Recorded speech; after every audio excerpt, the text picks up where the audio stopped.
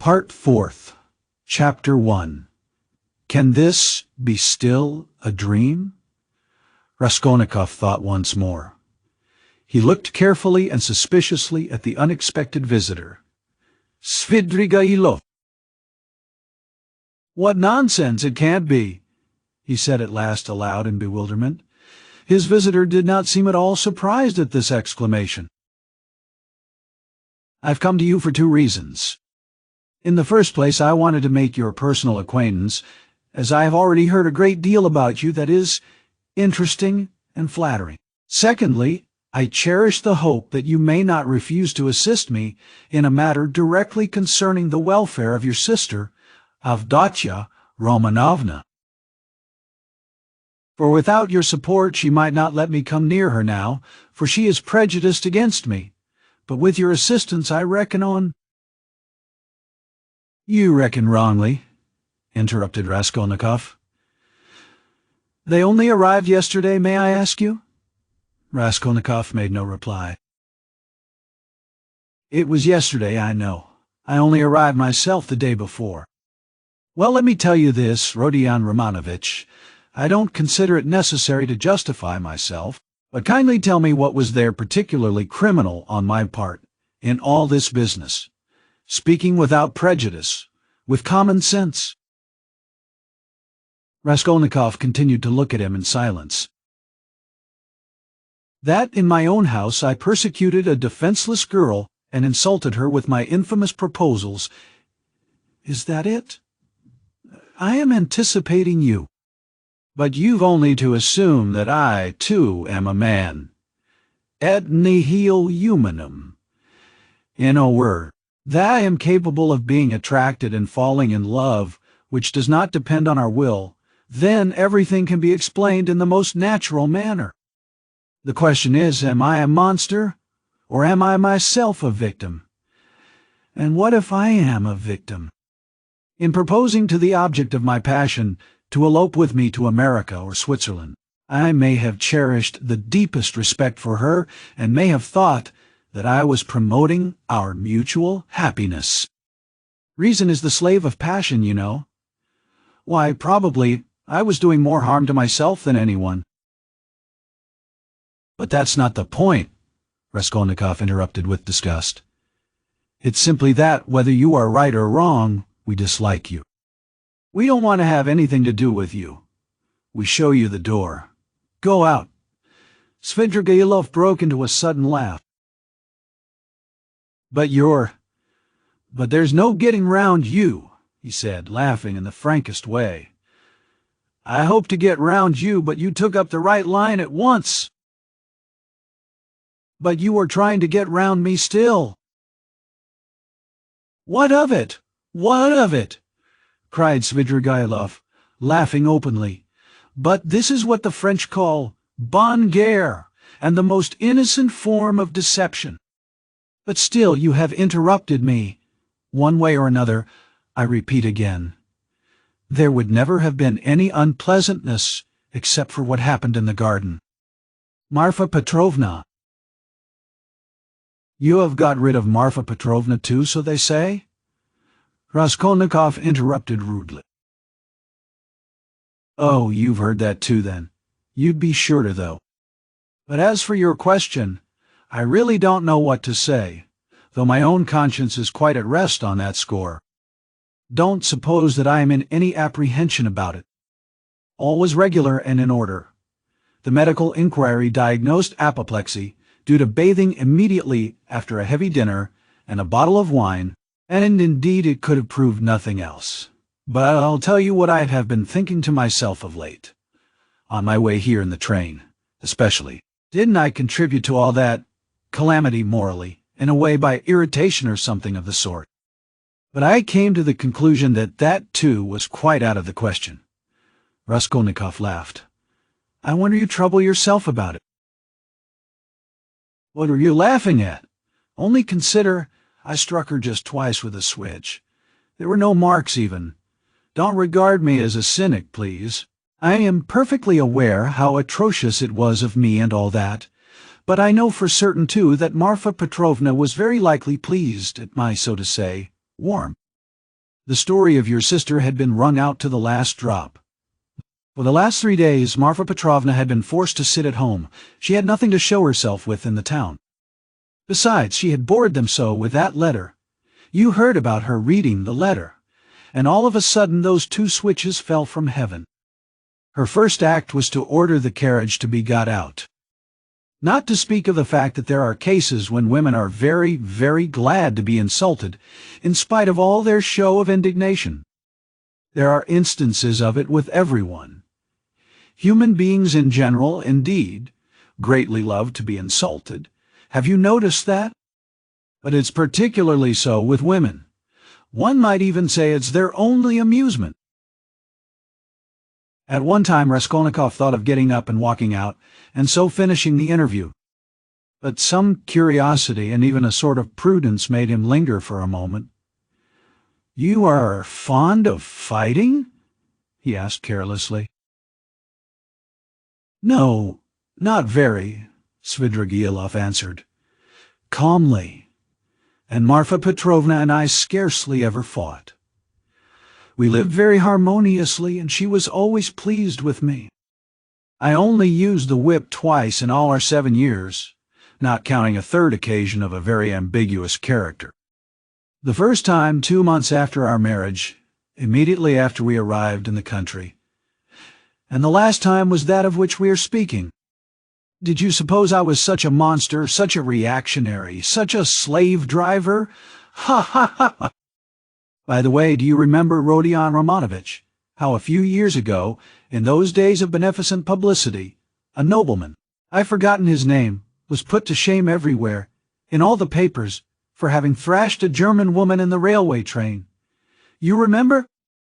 It was in those days. That very year, I believe, the disgraceful action of the age took place. You know, the Egyptian Nights, that public reading, you remember? The dark eyes, you know? Ah, the golden days of our youth, where are they? Well, as for the gentleman who thrashed the German, I feel no sympathy with him, because after all, what need is there for sympathy? But I must say that there are sometimes such provoking Germans that I don't believe there is a progressive who could quite answer for himself. No one looked at the subject from that point of view then, but that's the truly humane point of view, I assure you. After saying this, Svidrigaïlov broke into a sudden laugh again. Raskolnikov saw clearly that this was a man with a firm purpose in his mind and able to keep it to himself. "I expect you've not talked to anyone for some days?" he asked. "Scarcely anyone. I suppose you are wondering at my being such an adaptable man." "No, I am only wondering at your being too adaptable a man." "Because I am not offended at the rudeness of your questions. Is that it? But why take offense?" "As you asked, so I answered," he replied, with a surprising expression of simplicity. "You know, there's hardly anything I take interest in," he went on, as it were dreamily, "especially now. I have nothing to do.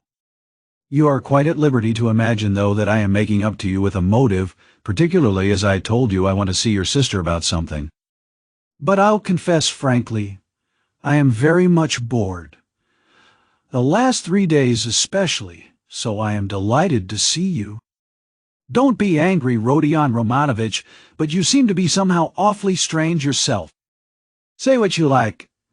There's something wrong with you, and now, too, not this very minute, I mean, but now, generally. Well, I won't. Don't scowl. I am not such a bear, you know, as you think." Raskolnikov looked gloomily at him. "You are not a bear, perhaps, at all," he said. "I fancy, indeed, that you are a man of very good breeding, or at least know how on occasion to behave like one. I am not particularly interested in anyone's opinion," Svidrigaïlov answered, dryly and even with a shade of haughtiness, "and therefore why not be vulgar at times when vulgarity is such a convenient cloak for our climate? And especially if one has a natural propensity that way," he added, laughing again. "But I've heard you have many friends here. You are, as they say, not without connections. What can you want with me, then, unless you've some special object?" "That's true that I have friends here," Svidrigailov admitted. "Not replying to the chief point. I've met some already. I've been lounging about for the last 3 days, and I've seen them, or they've seen me. That's a matter of course. I am well dressed and reckoned not a poor man. The emancipation of the serfs hasn't affected me. My property consists chiefly of forests and water meadows. The revenue has not fallen off, but I am not going to see them. I was sick of them long ago. I've been here 3 days and have called on no one. What a town it is! How has it come into existence among us? Tell me that. A town of officials and students of all sorts. Yes, there's a great deal I didn't notice when I was here 8 years ago, kicking up my heels. My only hope now is in anatomy, by Jove, it is! Anatomy? But as for these clubs, douceurs, parades, or progress, indeed, maybe, well, all that can go on without me, he went on, again without noticing the question. Besides, who wants to be a card sharper? Why, have you been a card sharper then? How could I help being? There was a regular set of us, men of the best society, 8 years ago. We had a fine time.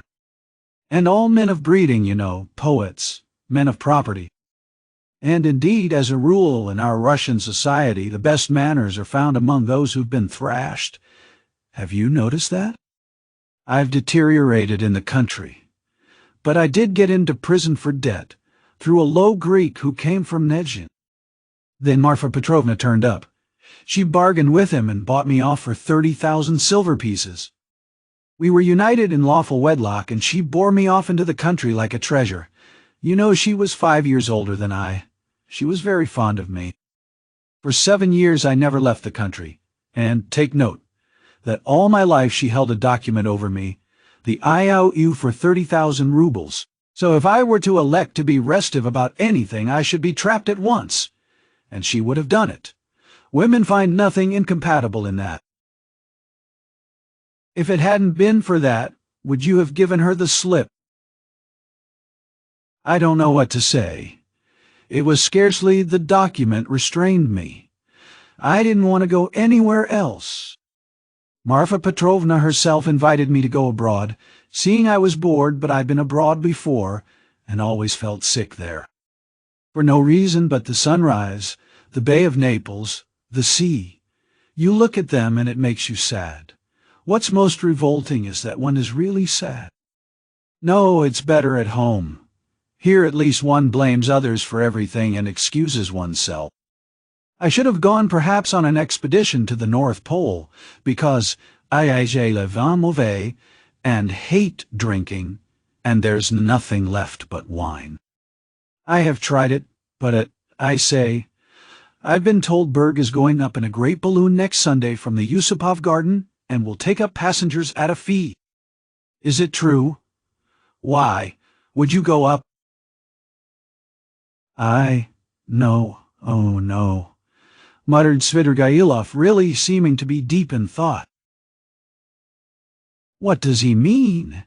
Is he in earnest? Raskolnikov wondered. No, the document didn't restrain me, Svidrigailov went on, meditatively. It was my own doing not leaving the country. And nearly a year ago, Marfa Petrovna gave me back the document on my name day and made me a present of a considerable sum of money, too. She had a fortune, you know. You see how I trust you, Arkady Ivanovitch? That was actually her expression. You don't believe she used it? But do you know I managed the estate quite decently? They know me in the neighborhood. I ordered books, too. Marfa Petrovna at first approved, but afterwards she was afraid of my overstudying. You seem to be missing Marfa Petrovna very much. Missing her, perhaps. Really, Perhaps I am. And, by the way, do you believe in ghosts? What ghosts? Why, ordinary ghosts? Do you believe in them? Perhaps not. Pour vous plaire. I wouldn't say no exactly. Do you see them then? Svidrigailov looked at him rather oddly. Marfa Petrovna is pleased to visit me, he said, twisting his mouth into a strange smile. How do you mean, she is pleased to visit you? She has been 3 times. I saw her first on the very day of the funeral, an hour after she was buried. It was the day before I left to come here. The second time was the day before yesterday, at daybreak, on the journey at the station of Malaya Vishera, and the third time was 2 hours ago in the room where I am staying. I was alone. Were you awake? Quite awake. I was wide awake every time.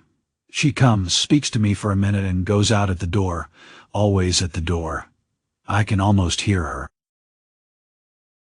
What made me think that something of the sort must be happening to you?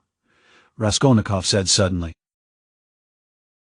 At the same moment he was surprised at having said it. He was much excited. What? Did you think so? Svidrigailov asked in astonishment. Did you really? Didn't I say that there was something in common between us, eh? You never said so, Raskolnikov cried sharply and with heat.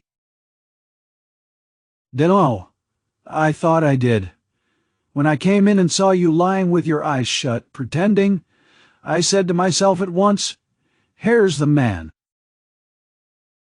What do you mean by, the man? What are you talking about? Cried Raskolnikov. What do I mean? I really don't know, Svidrigailov muttered ingenuously, as though he too were puzzled. For a minute they were silent. They stared in each other's faces. That's all nonsense, Raskolnikov shouted with vexation. What does she say when she comes to you? Shay! Would you believe it? She talks of the silliest trifles, and man is a strange creature. It makes me angry. The first time she came in, I was tired, you know. The funeral service, the funeral ceremony, the lunch afterwards. At last I was left alone in my study. I lighted a cigar and began to think. She came in at the door. You've been so busy today, Arkady Ivanovitch. You have forgotten to wind the dining-room clock, she said. All those 7 years I've wound that clock every week, and if I forgot it, she would always remind me. The next day I set off on my way here. I got out at the station at daybreak. I'd been asleep, tired out, with my eyes half open. I was drinking some coffee. I looked up, and there was suddenly Marfa Petrovna sitting beside me with a pack of cards in her hands. Shall I tell your fortune for the journey, Arkady Ivanovitch? She was a great hand at telling fortunes. I shall never forgive myself for not asking her to. I ran away in a fright and, besides, the bell rang. I was sitting today feeling very heavy after a miserable dinner from a cookshop. I was sitting smoking. All of a sudden Marfa Petrovna again. She came in very smart in a new green silk dress with a long train. Good day, Arkady Ivanovitch. How do you like my dress? Aniska can't make like this. Aniska was a dressmaker in the country, one of our former serf girls who had been trained in Moscow, a pretty wench. She stood turning round before me. I looked at the dress, and then I looked carefully, very carefully, at her face. I wonder you trouble to come to me about such trifles, Marfa Petrovna. Good gracious, you won't let one disturb you about anything. To tease her, I said, I wanted to get married, Marfa Petrovna. That's just like you, Arkady Ivanovitch. It does you very little credit to come looking for a bride when you've hardly buried your wife. And if you could make a good choice at least, but I know it won't be for your happiness or hers, you will only be a laughing-stock to all good people. Then she went out, and her train seemed to rustle. Isn't it nonsense, eh? But perhaps you are telling lies? Raskolnikov put in. I rarely lie, answered Svidrigailov thoughtfully, apparently not noticing the rudeness of the question. And in the past, have you ever seen ghosts before? Yes, I have seen them, but only once in my life 6 years ago. I had a serf, Filka. Just after his burial, I called out, forgetting Filka, my pipe! He came in and went to the cupboard where my pipes were. I sat still and thought, he's doing it out of revenge, because we had a violent quarrel just before his death. How dare you come in with a hole in your elbow, I said. Go away, you scamp. He turned and went out and never came again. I didn't tell Marfa Petrovna at the time. I wanted to have a service sung for him, but I was ashamed. You should go to a doctor. I know I am not well, without your telling me, though I don't know what's wrong. I believe I am 5 times as strong as you are. I didn't ask you whether you believe that ghosts are seen, but whether you believe that they exist. No, I won't believe it, Raskolnikov cried with positive anger. What do people generally say? Muttered Svidrigailov as though speaking to himself, looking aside and bowing his head. They say, you are ill, so what appears to you is only unreal fantasy. But that's not strictly logical. I agree that ghosts only appear to the sick, but that only proves that they are unable to appear except to the sick, not that they don't exist. Nothing of the sort, Raskolnikov insisted irritably. No? You don't think so? Svidrigailov went on, looking at him deliberately. But what do you say to this argument? Help me with it. Ghosts are, as it were, shreds and fragments of other worlds, the beginning of them. A man in health has, of course, no reason to see them, because he is above all a man of this earth, and is bound for the sake of completeness and order, to live only in this life. But as soon as one is ill, as soon as the normal earthly order of the organism is broken, one begins to realize the possibility of another world. And the more seriously ill one is, the closer becomes one's contact with that other world. So that as soon as the man dies, he steps straight into that world. I thought of that long ago. If you believe in a future life, you could believe in that too. I don't believe in a future life, said Raskolnikov. Svidrigailov sat lost in thought. And what if there are only spiders there, or something of that sort, he said suddenly. He is a madman, thought Raskolnikov. We always imagine eternity as something beyond our conception, something vast, vast. But why must it be vast? Instead of all that, what if it's one little room, like a bathhouse in the country, black and grimy and spiders in every corner, and that's all eternity is? I sometimes fancy it like that. Can't be you can imagine nothing juster and more comforting than that? Raskolnikov cried, with a feeling of anguish. Juster? And how can we tell? Perhaps that is just, and do you know it's what I would certainly have made it, answered Svidrigailov with a vague smile. This horrible answer sent a cold chill through Raskolnikov. Svidrigailov raised his head, looked at him, and suddenly began laughing. Only think, he cried. Half an hour ago we had never seen each other. We regarded each other as enemies. There is a matter unsettled between us. We've thrown it aside, and away we've gone into the abstract. Wasn't I right in saying that we were birds of a feather? Kindly allow me, Raskolnikov went on irritably, to ask you to explain why you have honored me with your visit. And I am in a hurry. I have no time to waste. I want to go out. By all means, by all means. Your sister, Avdotia Romanovna, is going to be married to Mr. Luzhin, Pyotr Petrovitch. Can you refrain from any question about my sister and from mentioning her name? I can't understand how you dare utter her name in my presence, if you really are Svidrigaila. Why, but I've come here to speak about her.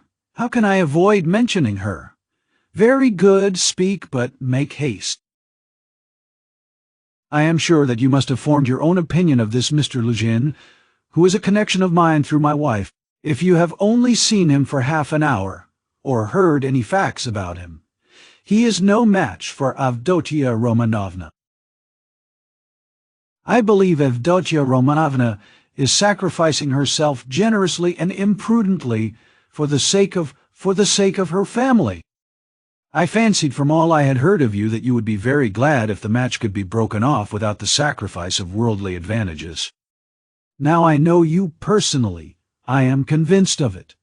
All this is very naive. Excuse me, I should have said impudent on your part, said Raskolnikov.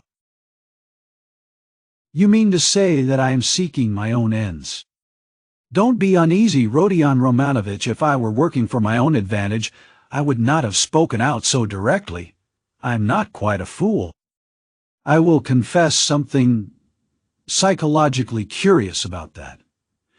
Just now, defending my love for Avdotia Romanovna, I said I was myself the victim.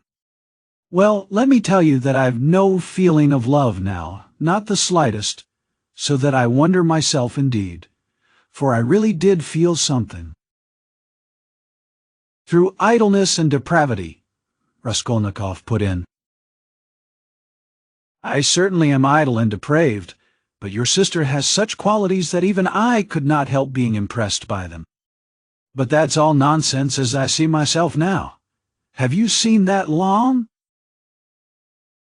I began to be aware of it before, but was only perfectly sure of it the day before yesterday, almost at the moment I arrived in Petersburg. I still fancied in Moscow, though, that I was coming to try to get Avdotia Romanovna's hand, and to cut out Mr. Luzhin. Excuse me for interrupting you. Kindly be brief, and come to the object of your visit. I am in a hurry. I want to go out. With the greatest pleasure. On arriving here, and determining on a certain journey, I should like to make some necessary preliminary arrangements. I left my children with an aunt. They are well provided for, and they have no need of me personally, and a nice father I should make too. I have taken nothing but what Marfa Petrovna gave me a year ago. That's enough for me. Excuse me, I am just coming to the point. Before the journey which may come off, I want to settle Mr. Luzhin too. It's not that I detest him so much, but it was through him I quarreled with Marfa Petrovna when I learned that she had dished up this marriage. I want now to see Avdotia Romanovna through your mediation, and if you like in your presence, to explain to her that in the first place she will never gain anything but harm from Mr. Luzhin. Then, begging her pardon for all past unpleasantness, to make her a present of 10,000 rubles, and so assist the rupture with Mr. Luzhin, a rupture to which I believe she is herself not disinclined, if she could see the way to it. You are certainly mad, cried Raskolnikov, not so much angered as astonished. How dare you talk like that? I knew you would scream at me. But in the first place, though I am not rich, this 10,000 rubles is perfectly free. I have absolutely no need for it. If Avdotia Romanovna does not accept it, I shall waste it in some more foolish way. That's the first thing. Some trouble and unpleasantness, and so, sincerely regretting it, I want not to compensate, not to repay her for the unpleasantness, but simply to do something to her advantage, to show that I am not, after all, privileged to do nothing but harm. If there were a millionth fraction of self-interest in my offer, I should not have made it so openly, and I should not have offered her 10,000 only, when 5 weeks ago I offered her more. Besides, I may, perhaps, very soon marry a young lady, and that alone ought to prevent suspicion of any design on Avdotia Romanovna. Daria. In conclusion, let me say that in marrying Mr. Luzhin, she is taking money just the same, only from another man. Don't be angry, Rodion Romanovich. Think it over coolly and quietly. Svidrigailov himself was exceedingly cool and quiet as he was saying this. "I beg you to say no more," said Raskolnikov. "In any case, this is unpardonable impertinence." "Not in the least. Then a man may do nothing but harm to his neighbor in this world, and is prevented from doing the tiniest bit of good by trivial conventional formalities. That's absurd.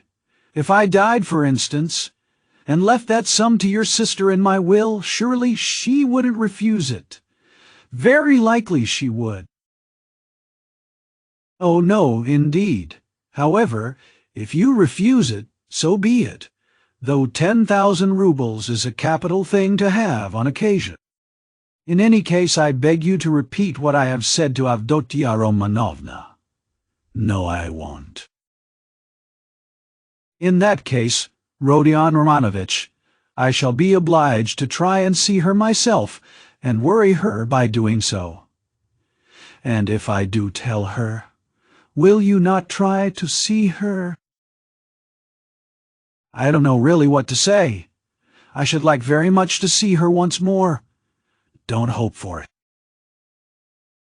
"I'm sorry, but you don't know me.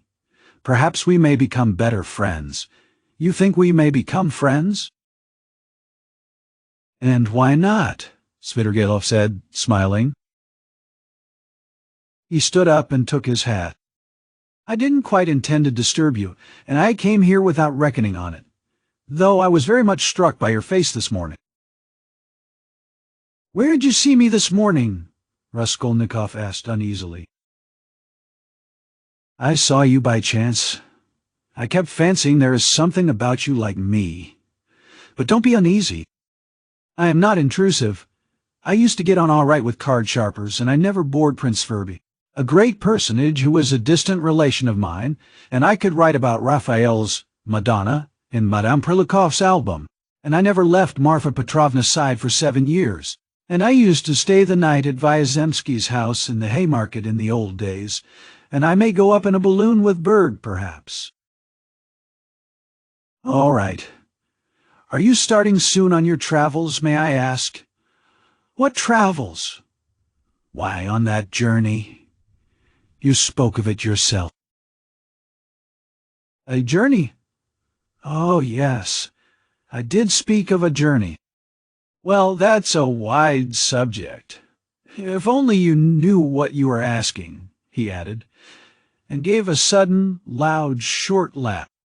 "Perhaps I'll get married instead of the journey. They're making a match for me." "Here?" "Yes. How have you had time for that?" "But I am very anxious to see Avdotia Romanovna once. I earnestly beg it. Well, goodbye for the present. Oh, yes, I have forgotten something. Tell your sister Rodion Romanovich that Marfa Petrovna remembered her in her will, and left her 3,000 rubles. That's absolutely certain. Marfa Petrovna arranged it a week before her death, and it was done in my presence. Avdotia Romanovna will be able to receive the money in 2 or 3 weeks. Are you telling the truth?" "Yes, tell her. Well, your servant. I am staying very near you." As he went out, Svidrigailov ran up against Razumihin in the doorway. Chapter 2. It was nearly 8 o'clock. The 2 young men hurried to Bakaleyev's to arrive before Luzhin. "Why, who was that?" asked Razumihin as soon as they were in the street. It was Svidrigailov, that landowner in whose house my sister was insulted when she was their governess. Through his persecuting her with his attentions, she was turned out by his wife, Marfa Petrovna. This Marfa Petrovna begged Donia's forgiveness afterwards, and she's just died suddenly. It was of her we were talking this morning. I don't know why I'm afraid of that man. He came here at once after his wife's funeral. He is very strange, and is determined on doing something.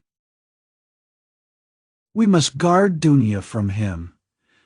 That's what I wanted to tell you, do you hear? Guard her. What can he do to harm Avdotia Romanovna? Thank you, Rhodia, for speaking to me like that. We will guard her. Where does he live? I don't know. Why didn't you ask? What a pity. I'll find out, though. Did you see him?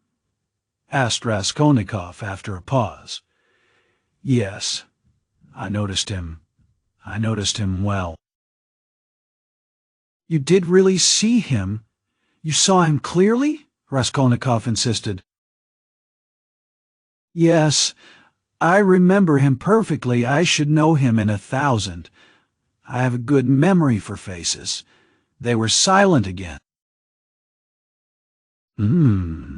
That's all right, muttered Raskolnikov. Do you know, I keep thinking that it may have been an hallucination. What do you mean? I don't understand you.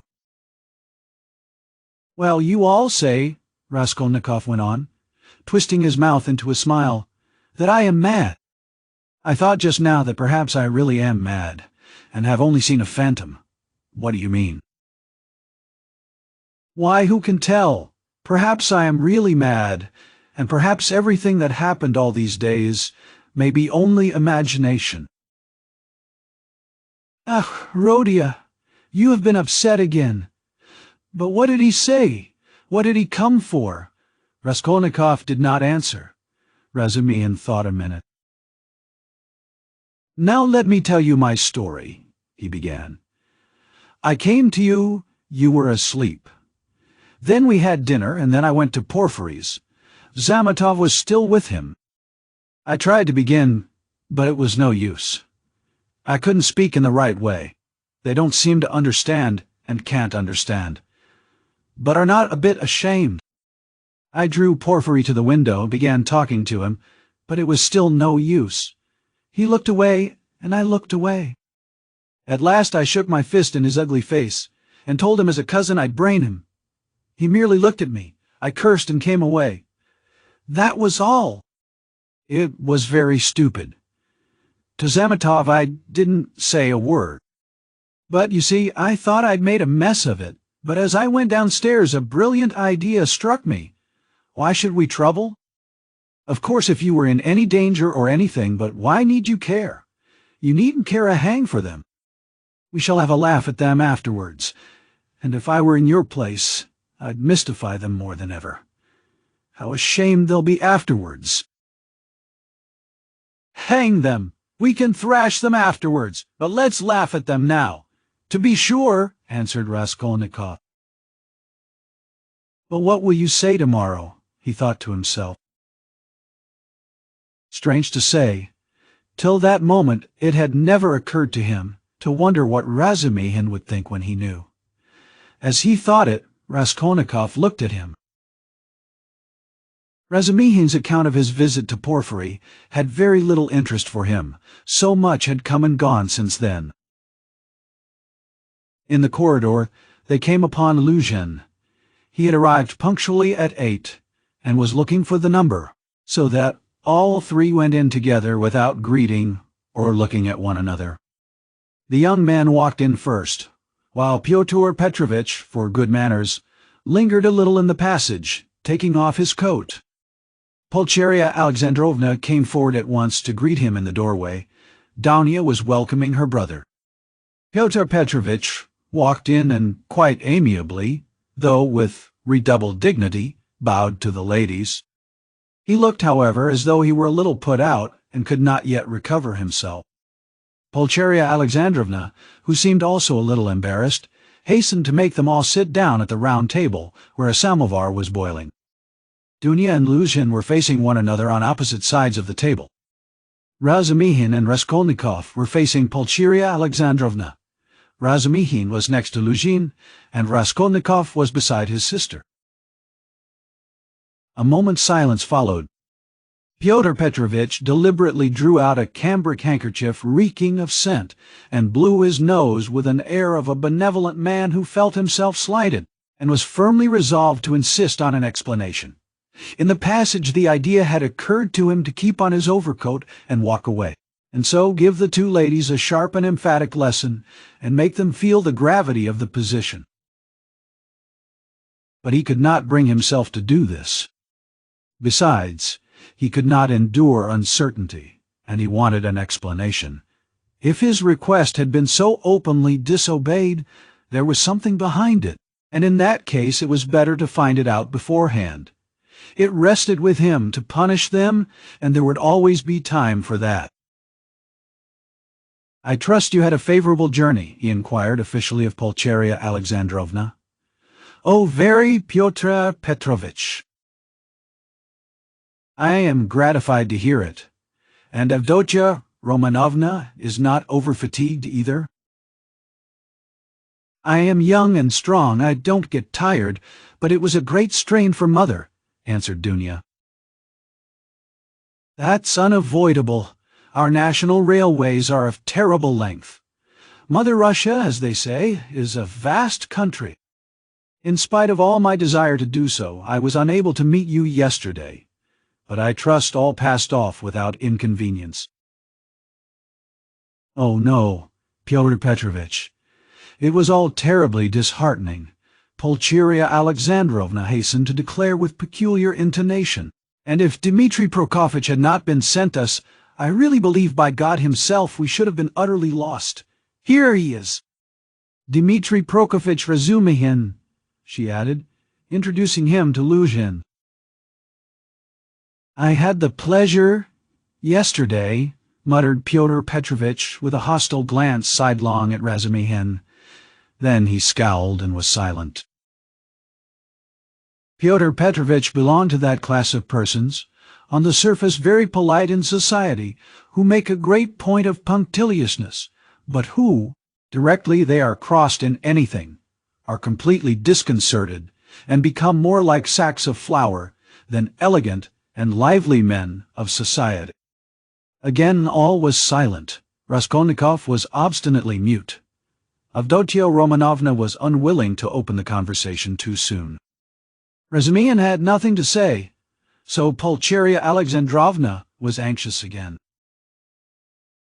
"Marfa Petrovna is dead, have you heard?" she began, having recourse to her leading item of conversation. "To be sure, I heard so. I was immediately informed, and I have come to make you acquainted with the fact that Arkady Ivanovich Svidrigailov set off in haste for Petersburg immediately after his wife's funeral. So at least I have excellent authority for believing." "To Petersburg? Here?" Donya asked in alarm and looked at her mother. "Yes, indeed, and doubtless not without some design, having in view the rapidity of his departure and all the circumstances preceding it." "Good heavens! Won't he leave Dunya in peace even here?" cried Pulcheria Alexandrovna. "I imagine that neither you nor Avdotya Romanovna have any grounds for uneasiness, unless, of course, you are yourselves desirous of getting into communication with him. For my part, I am on my guard, and am now discovering where he is lodging." "Oh, Pyotr Petrovitch, you would not believe what a fright you have given me," Pulcheria Alexandrovna went on. "I've only seen him twice, but I thought him terrible, terrible. I am convinced that he was the cause of Marfa Petrovna's death." "It's impossible to be certain about that. I have precise information. I do not dispute that he may have contributed to accelerate the course of events by the moral influence, so to say, of the affront. But as to the general conduct and moral characteristics of that personage, I am in agreement with you. I do not know whether he is well off now, and precisely what Marfa Petrovna left him. This will be known to me within a very short period. But no doubt here in Petersburg, if he has any pecuniary resources, he will relapse at once into his old ways.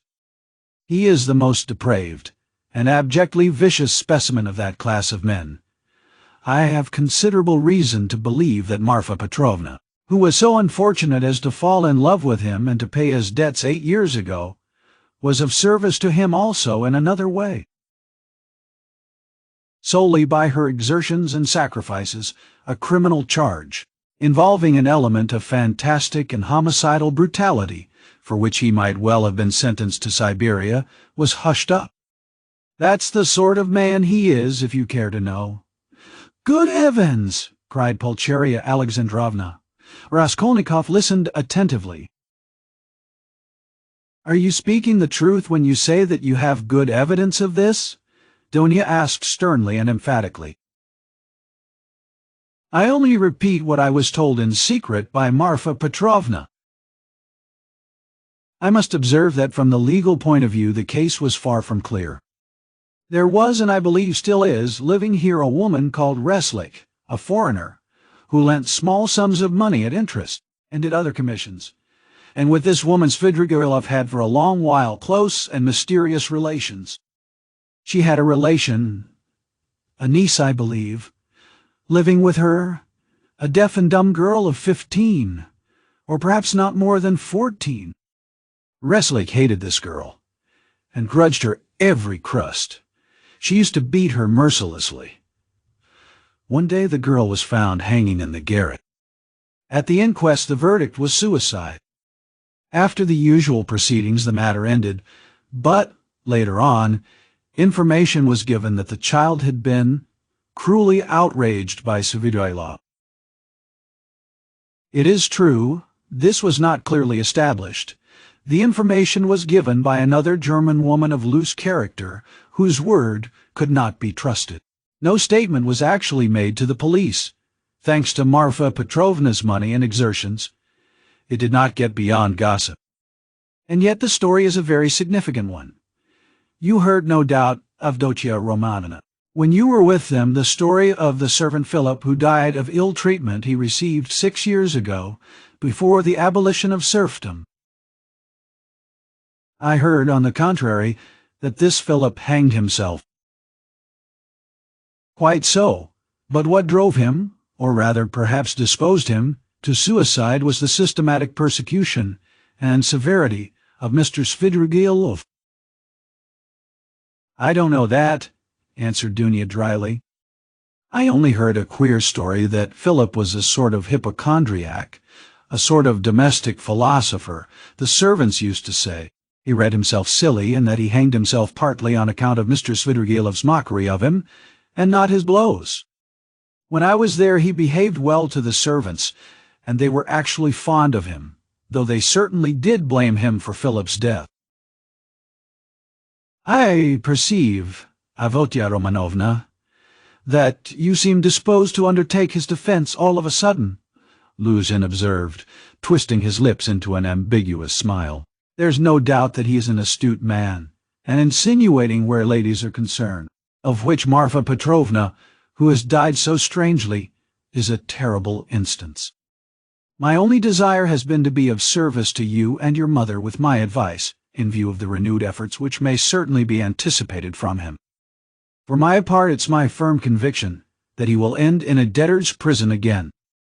Marfa Petrovna had not the slightest intention of settling anything substantial on him, having regard for his children's interests, and, if she left him anything, it would only be the merest sufficiency, something insignificant and ephemeral, which would not last a year for a man of his habits. "Pyotr Petrovitch, I beg you," said Dunya, "say no more of Mr. Svidrigailov. It makes me miserable." "He has just been to see me," said Raskolnikov, breaking his silence for the first time. There were exclamations from all, and they all turned to him. Even Pyotr Petrovitch was roused. "And an hour and a half ago he came in when I was asleep, waked me, and introduced himself," Raskolnikov continued. "He was fairly cheerful and at ease, and quite hopes that we shall become friends. He is particularly anxious, by the way, Dunya, for an interview with you, at which he asked me to assist. He has a proposition to make to you, and he told me about it." He told me, too, that a week before her death Marfa Petrovna left you 3,000 rubles in her will, Dunya, and that you can receive the money very shortly." "Thank God!" cried Pulcheria Alexandrovna, crossing herself. "Pray for her soul, Dunya. It's a fact," broke from Luzhin. "Tell us, what more?" Dunya urged Raskolnikov. "Then he said that he wasn't rich, and all the estate was left to his children, who are now with an aunt. Then that he was staying somewhere not far from me, but where I don't know, I didn't ask." "But what? What does he want to propose to Dounia?" cried Pulcheria Alexandrovna, in a fright. "Did he tell you?" "Yes. What was it? I'll tell you afterwards." Raskolnikov ceased speaking and turned his attention to his tea. Pyotr Petrovitch looked at his watch. "I am compelled to keep a business engagement, and so I shall not be in your way," he added with an air of some pique, and he began getting up. "Don't go, Pyotr Petrovitch," said Dunya. "You intended to spend the evening. Besides, you wrote yourself that you wanted to have an explanation with Mother." "Precisely so." "Avdotya Romanovna," Pyotr Petrovitch answered impressively, sitting down again, but still holding his hat. "I certainly desired an explanation with you and your honored mother upon a very important point indeed. But as your brother cannot speak openly in my presence of some proposals of Mr. Svidrigaïlov, I, too, do not desire and am not able to speak openly, in the presence of others, of certain matters of the greatest gravity. Moreover, my most weighty and urgent request has been disregarded." Assuming an aggrieved air, Luzhin relapsed into dignified silence. "Your request that my brother should not be present at our meeting was disregarded solely at my insistence," said Dounia. "You wrote that you had been insulted by my brother. I think that this must be explained at once, and you must be reconciled. And if Rodya really has insulted you, then he should and will apologize." Pyotr Petrovitch took a stronger line. "There are insults, Avdotya Romanovna, which no goodwill can make us forget. There is a line in everything which it is dangerous to overstep, and when it has been overstepped, there is no return." "That wasn't what I was speaking of exactly, Pyotr Petrovitch," Dounia interrupted with some impatience. "Please understand that our whole future depends now on whether all this is explained and set right as soon as possible. I tell you frankly at the start that I cannot look at it in any other light, and if you have the least regard for me, all this business must be ended today, however hard that may be. I repeat that if my brother is to blame, he will ask your forgiveness." "I am surprised at your putting the question like that," said Luzhin, getting more and more irritated. "Esteeming, and so to say adoring you, I may at the same time very well indeed be able to dislike some member of your family. Though I lay claim to the happiness of your hand, I cannot accept duties incompatible with—" "Ah, don't be so ready to take offense, Pyotr Petrovitch," Dounia interrupted with feeling, "and be the sensible and generous man I have always considered, and wish to consider you to be. I've given you a great promise. I am your betrothed. Trust me in this matter, and, believe me, I shall be capable of judging impartially. My assuming the part of judge is as much a surprise for my brother as for you. When I insisted on his coming to our interview today after your letter, I told him nothing of what I meant to do. Understand that, if you are not reconciled, I must choose between you. It must be either you or he. That is how the question rests on your side and on his. I don't want to be mistaken in my choice, and I must not be. For your sake I must break off with my brother. For my brother's sake I must break off with you. I can find out for certain now whether he is a brother to me, and I want to know it. And of you, whether I am dear to you, whether you esteem me, whether you are the husband for me. Avdotya Romanovna, Luzhin declared huffily, your words are of too much consequence to me. I will say more. They are offensive in view of the position I have the honor to occupy in relation to you. To say nothing of your strange and offensive setting me on a level with an impertinent boy, you admit the possibility of breaking your promise to me. You say, you or he, showing thereby of how little consequence I am in your eyes. I cannot let this pass considering the relationship and the obligations existing between us. What? Cried Dunya, flushing. I set your interest beside all that has hitherto been most precious in my life. What has made up the shayhulul of my life? And here you are offended at my making too little account of you. Raskolnikov smiled sarcastically. Razumihin fidgeted, but Pyotr Petrovitch did not accept the reproof. On the contrary, at every word he became more persistent and irritable, as though he relished it. Love for the future partner of your life, for your husband, ought to outweigh your love for your brother, he pronounced sententiously, and in any case I cannot be put on the same level. Although I said so emphatically that I would not speak openly in your brother's presence, nevertheless, I intend now to ask your honored mother for a necessary explanation on a point of great importance closely affecting my dignity. Your son, he turned to Pulcheria Alexandrovna, yesterday, in the presence of Mr. Rasutkin. Or, I think that's it. Excuse me, I have forgotten your surname. He bowed politely to Razumihin. Insulted me by misrepresenting the idea I expressed to you in a private conversation, drinking coffee. That is, what? That marriage with a poor girl who has had experience of trouble is more advantageous from the conjugal point of view than with one who has lived in luxury, since it is more profitable for the moral character. Your son intentionally exaggerated the significance of my words, and made them ridiculous, accusing me of malicious intentions, and, as far as I could see, relied upon your correspondence with him. I shall consider myself happy, Pulcheria Alexandrovna, if it is possible for you to convince me of an opposite conclusion, and thereby considerately reassure me. Kindly let me know in what terms precisely you repeated my words in your letter to Rodion Romanovitch.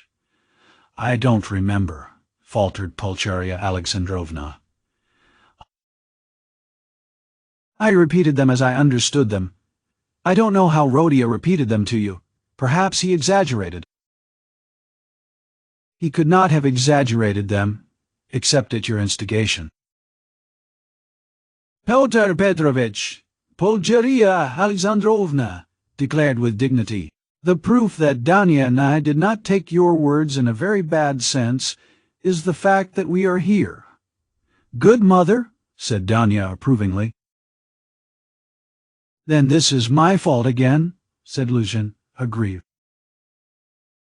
Well, Pyotr Petrovitch, you keep blaming Rodion, but you yourself have just written what was false about him, Pulcheria Alexandrovna added, gaining courage. I don't remember writing anything false. You wrote, Raskolnikov said sharply, not turning to Luzhin, that I gave money yesterday, not to the widow of the man who was killed, as was the fact, but to his daughter, whom I had never seen till yesterday. You wrote this to make dissension between me and my family, and for that object added coarse expressions about the conduct of a girl whom you don't know. All that is mean slander. Excuse me, sir, said Luzhin, quivering with fury. I enlarged upon your qualities and conduct in my letters solely in response to your sister's and mother's inquiries, how I found you, and what impression you made on me. As for what you've alluded to in my letter, be so good as to point out one word of falsehood, show That is, that you didn't throw away your money, and that there are not worthless persons in that family, however unfortunate. To my thinking, you, with all your virtues, are not worth the little finger of that unfortunate girl at whom you throw stones. Would you go so far, then, as to let her associate with your mother and sister? I have done so already, if you care to know. I made her sit down today with Mother and Dounia. Rhodia! Cried Pulcheria Alexandrovna. Dounia crimsoned. Razumihin knitted his brows.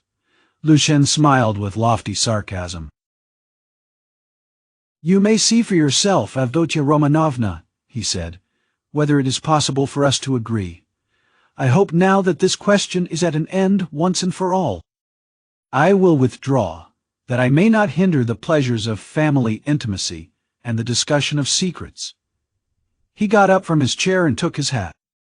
But in withdrawing, I venture to request that for the future I may be spared similar meetings and, so to say, compromises.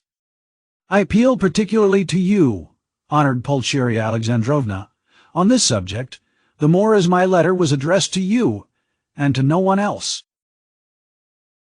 Pulcheria Alexandrovna was a little offended. You seem to think we are completely under your authority, Pyotr Petrovich.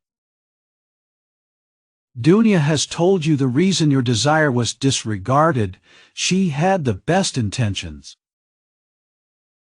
And indeed you write as though you were laying commands upon me. Are we to consider every desire of yours as a command? Let me tell you on the contrary that you ought to show particular delicacy and consideration for us now, because we have thrown up everything, and have come here relying on you, and so we are in any case in a sense in your hands. That is not quite true, Pulcheria Alexandrovna, especially at the present moment, when the news has come of Marfa Petrovna's legacy, which seems indeed very apropos, judging from the new tone you take to me, he added sarcastically. Judging from that remark, we may certainly presume that you were reckoning on our helplessness, Dounia observed irritably. But now in any case I cannot reckon on it, and I particularly desire not to hinder your discussion of the secret proposals of Arkady Ivanovich Svidrigailov, which he has entrusted to your brother, and which have, I perceive, a great, and possibly a very agreeable interest for you. Good heavens! Cried Pulcheria Alexandrovna. Razumihin could not sit still on his chair. Aren't you ashamed now, sister? Asked Raskolnikov. I am ashamed, Rhodia, said Dounia. Pyotr Petrovitch, go away. She turned to him, white with anger. Pyotr Petrovitch had apparently not at all expected such a conclusion. He had too much confidence in himself, in his power, and in the helplessness of his victims. He could not believe it even now. He turned pale and his lips quivered. Avdotia Romanovna, if I go out of this door now, after such a dismissal, then, you may reckon on it, I will never come back. Consider what you are doing. My word is not to be shaken. What insolence! Cried Dounia, springing up from her seat. I don't want you to come back again. What? So that's how it stands, cried Luzhin, utterly unable to the last moment to believe in the rupture, and so completely thrown out of his reckoning now. So that's how it stands, but do you know, Avdotia Romanovna, that I might protest? What right have you to speak to her like that? Pulcheria Alexandrovna intervened hotly. And what can you protest about? What rights have you? Am I to give my Dounia to a man like you? Go away. Leave us altogether. We are to blame for having agreed to a wrong action, and I above all. But you have bound me, Pulcheria Alexandrovna. Luzhin stormed in a frenzy, by your promise, and now you deny it, and, besides, I have been led on account of that into expenses. This last complaint was so characteristic of Pyotr Petrovitch that Raskolnikov, pale with anger and with the effort of restraining it, could not help breaking into laughter. But Pulcheria Alexandrovna was furious. "Expenses? What expenses? Are you speaking of our trunk? But the conductor brought it for nothing for you. Mercy on us, we have bound you." "What are you thinking about, Pyotr Petrovitch? It was you bound us, hand and foot, not we." "Enough, mother, no more, please," Avdotya Romanovna implored. "Pyotr Petrovitch, do be kind and go." "I am going, but one last word," he said, quite unable to control himself. "Your mamma seems to have entirely forgotten that I made up my mind to take you, so to speak, after the gossip of the town had spread all over the district in regard to your reputation. Disregarding public opinion for your sake and reinstating your reputation, I certainly might very well reckon on a fitting return, and might indeed look for gratitude on your part. And my eyes have only now been opened. I see myself that I may have acted very, very recklessly in disregarding the universal verdict." "Does the fellow want his head smashed?" cried Razumihin, jumping up. "You are a mean and spiteful man," cried Dunya. "Not a word, not a movement," cried Raskolnikov, holding Razumihin back. Then going close up to Luzhin, "Kindly leave the room," he said quietly and distinctly, "and not a word more, or—" Pyotr Petrovitch gazed at him for some seconds with a pale face that worked with anger. Then he turned, went out, and rarely has any man carried away in his heart such vindictive hatred as he felt against Raskolnikov. Him, and him alone, he blamed for everything. It is noteworthy that as he went downstairs, he still imagined that his case was perhaps not utterly lost, and that, so far as the ladies were concerned, all might very well indeed be set right again. Chapter 3. The fact was that up to the last moment he had never expected such an ending. He had been overbearing to the last degree, never dreaming that two destitute and defenseless women could escape from his control. This conviction was strengthened by his vanity and conceit, a conceit to the point of fatuity. Pyotr Petrovitch, who had made his way up from insignificance, was morbidly given to self-admiration, had the highest opinion of his intelligence and capacities, and sometimes even gloated in solitude over his image in the glass.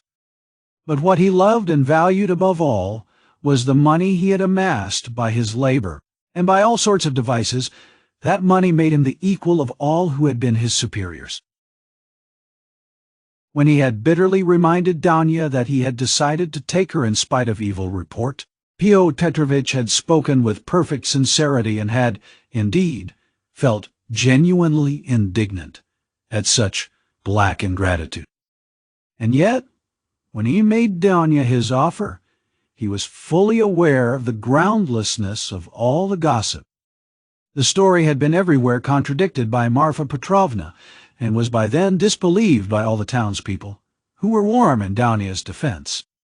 And he would not have denied that he knew all that at the time.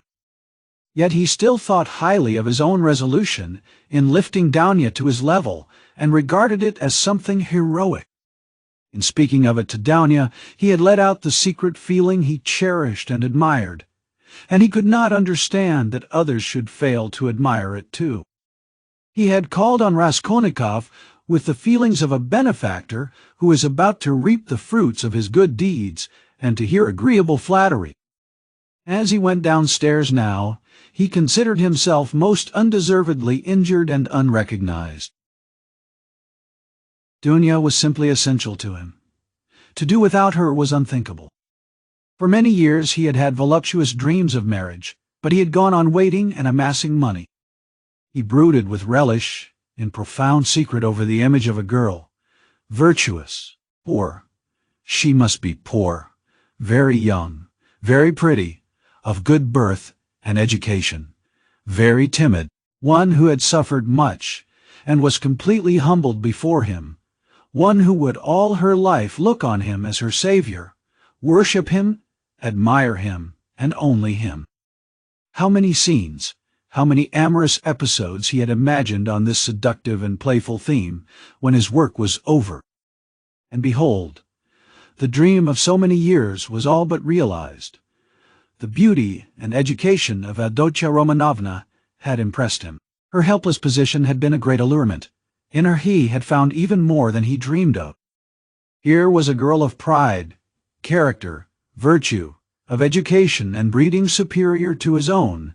He felt that, and this creature would be slavishly grateful all her life for his heroic condescension, and would humble herself in the dust before him, and he would have absolute, unbounded power over her. Not long before, he had too, after long reflection and hesitation, made an important change in his career, and was now entering on a wider circle of business.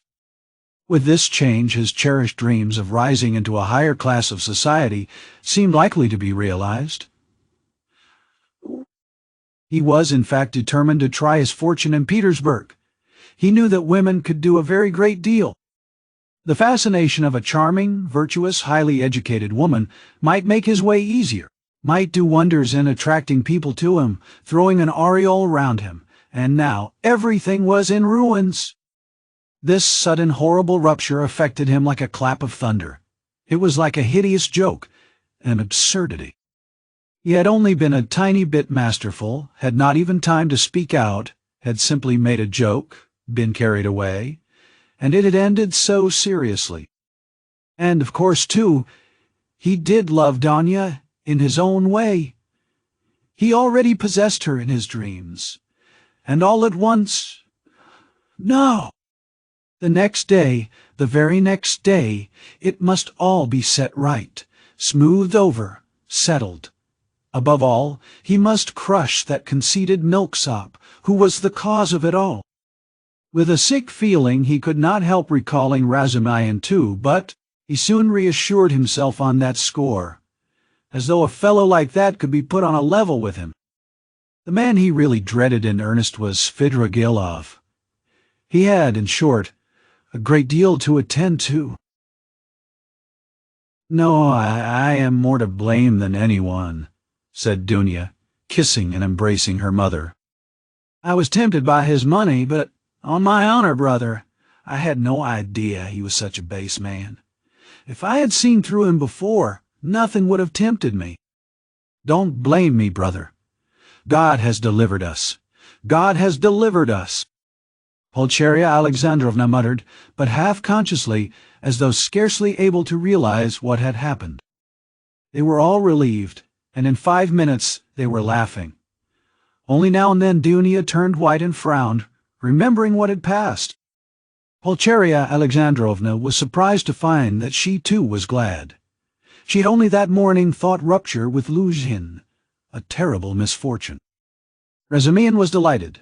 He did not yet dare to express his joy fully, but he was in a fever of excitement as though a ton weight had fallen off his heart. Now, he had the right to devote his life to them, to serve them. Anything might happen now. But he felt afraid to think of further possibilities and dared not let his imagination range. But Raskolnikov sat still in the same place, almost sullen and indifferent. Though he had been the most insistent on getting rid of Luzhin, he seemed now the least concerned at what had happened.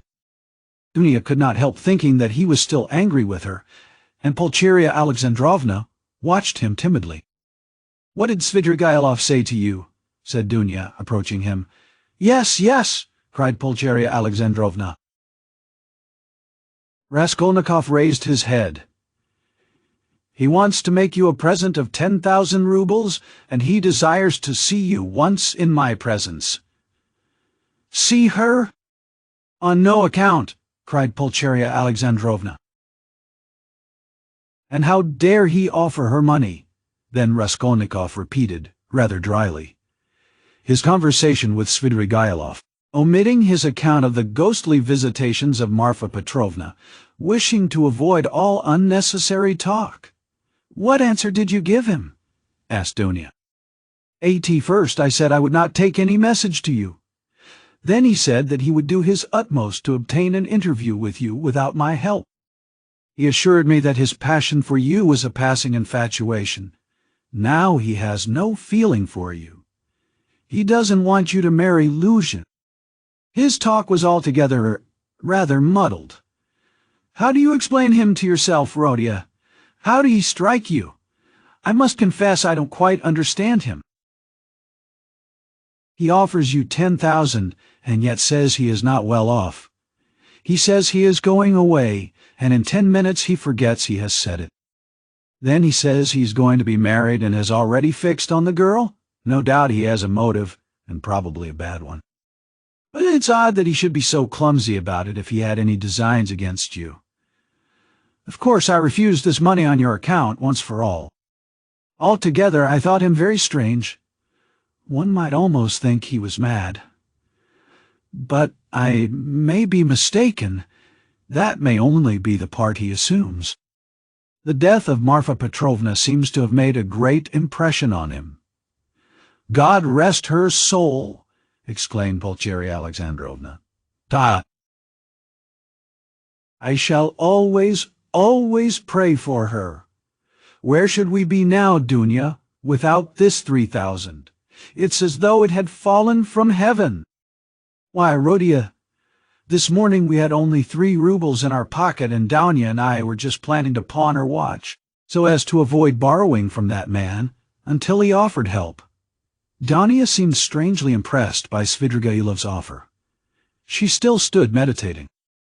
He has got some terrible plan, she said in a half-whisper to herself, almost shuddering. Raskolnikov noticed this disproportionate terror. I fancy I shall have to see him more than once again, he said to Dunya. We will watch him.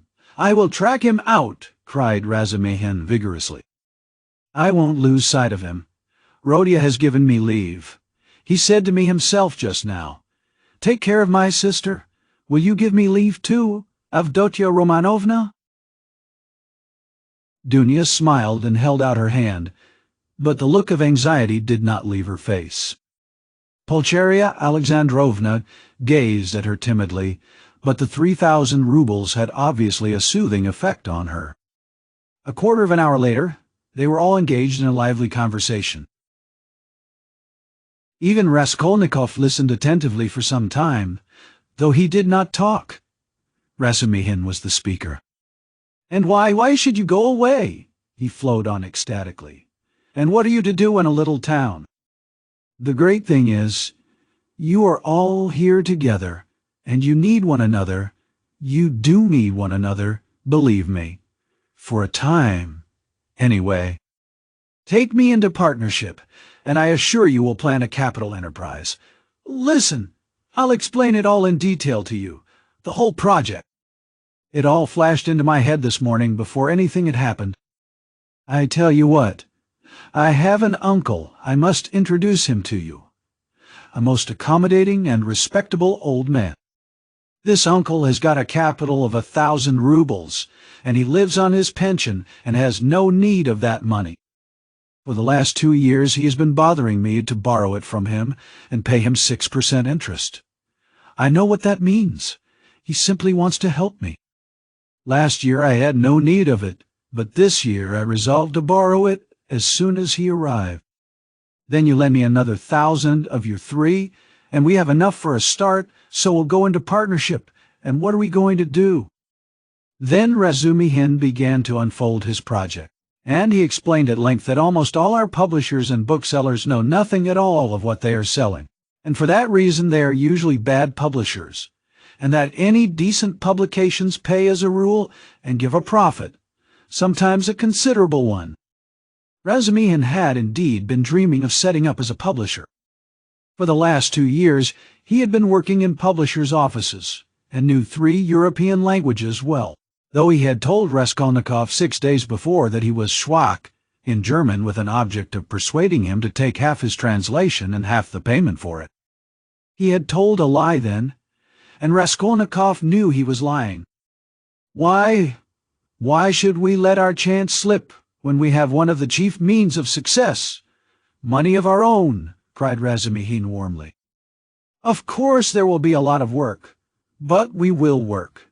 You, Avdotia Romanovna, I, Rodion. You get a splendid profit on some books nowadays. And the great point of the business is that we shall know just what wants translating, and we shall be translating, publishing, learning all at once. I can be of use because I have experience. For nearly 2 years I've been scuttling about among the publishers, and now I know every detail of their business. You need not be a saint to make pots, believe me. And why should we let our chance slip? Why, I know, and I kept the secret. 2 or 3 books which one might get 100 rubles simply for thinking of translating and publishing. Indeed, and I would not take 500 for the very idea of one of them. And what do you think? If I were to tell a publisher, I dare say he'd hesitate. They are such blockheads. And as for the business side, printing, paper, selling, you trust to me. I know my way about. We'll begin in a small way and go on to a large. In any case, it will get us our living, and we shall get back our capital." Dunia's eyes shone.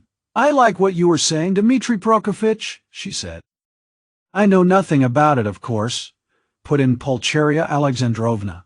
"It may be a good idea, but again, God knows, it's new and untried. Of course, we must remain here, at least for a time." She looked at Rodia. "What do you think, brother?" said Dounia. "I think he's got a very good idea," he answered. "Of course, it's too soon to dream of a publishing firm, but we certainly might bring out 5 or 6 books and be sure of success. I know of one book myself which would be sure to go well, and as for his being able to manage it, there's no doubt about that either. He knows the business. But we can talk it over later." "Hurrah!" cried Razumihin. "Now stay, there's a flat here in this house, belonging to the same owner." "It's a special flat apart, not communicating with these lodgings. It's furnished, rent moderate, 3 rooms. Suppose you take them to begin with. I'll pawn your watch tomorrow and bring you the money, and everything can be arranged then. You can all 3 live together, and Rodia will be with you." "But where are you off to, Rodia?" "What, Rodia, you are going already?" Pulcheria Alexandrovna asked in dismay. "At such a minute?" cried Razumihin. Dunia looked at her brother with incredulous wonder. He held his cap in his hand. He was preparing to leave them. "One would think you were burying me, or saying goodbye forever," he said somewhat oddly. He attempted to smile, but it did not turn out a smile. "But who knows? Perhaps it is the last time we shall see each other." He let slip accidentally. It was what he was thinking, and it somehow was uttered aloud. "What is the matter with you?" cried his mother. "Where are you going, Rodia?" asked Dunia rather strangely. "Oh, I'm quite obliged to," he answered vaguely, as though hesitating what he would say, but there was a look of sharp determination in his white face. "I meant to say, as I was coming here, I meant to tell you, Mother, and you, Dunia, that it would be better for us to part for a time. I feel ill. I am not at peace. I will come afterwards. I will come of myself, when it's possible. I remember you and love you. Leave me alone. I decided this even before. I'm absolutely resolved on it. Whatever may come to me, whether I come to ruin or not, I want to be alone. Forget me altogether, it's better. Don't inquire about me. When I can, I'll come of myself, or I'll send for you. Perhaps it will all come back, but now if you love me, give me up, else I shall begin to hate you. I feel it. Goodbye." "Good God!" cried Pulcheria Alexandrovna. Both his mother and his sister were terribly alarmed. Razumihin was also. "Rodia, Rodia, be reconciled with us. Let us be as before," cried his poor mother. He turned slowly to the door and slowly went out of the room. Donia overtook him. "Brother, what are you doing to Mother?" she whispered, her eyes flashing with indignation. He looked dully at her. "No matter, I shall come." "I'm coming," he muttered in an undertone, as though not fully conscious of what he was saying, and he went out of the room. "Quick, heartless egoist!" cried Donia. "He is insane, but not heartless. He is mad.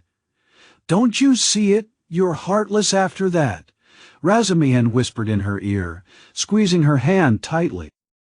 "I shall be back directly," he shouted to the horror-stricken mother, and he ran out of the room. Raskolnikov was waiting for him at the end of the passage. "I knew you would run after me," he said.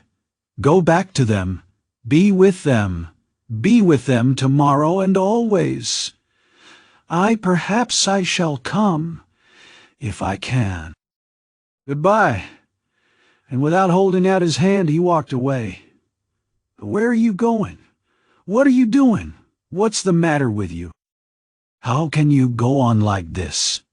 Razumihin muttered, at his wit's end. Raskolnikov stopped once more.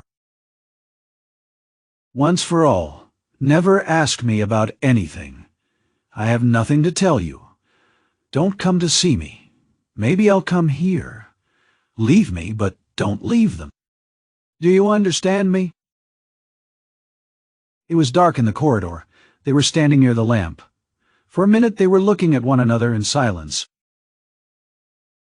Razumihin remembered that minute all his life. Raskolnikov's burning and intent eyes grew more penetrating every moment, piercing into his soul, into his consciousness. Suddenly Razumihin started. Something strange, as it were, passed between them. Some idea, some hint, as it were, slipped. Something awful, hideous, and suddenly understood on both sides. Razumihin turned pale. "Do you understand now?" said Raskolnikov, his face twitching nervously. "Go back, go to them," he said suddenly, and turning quickly, he went out of the house.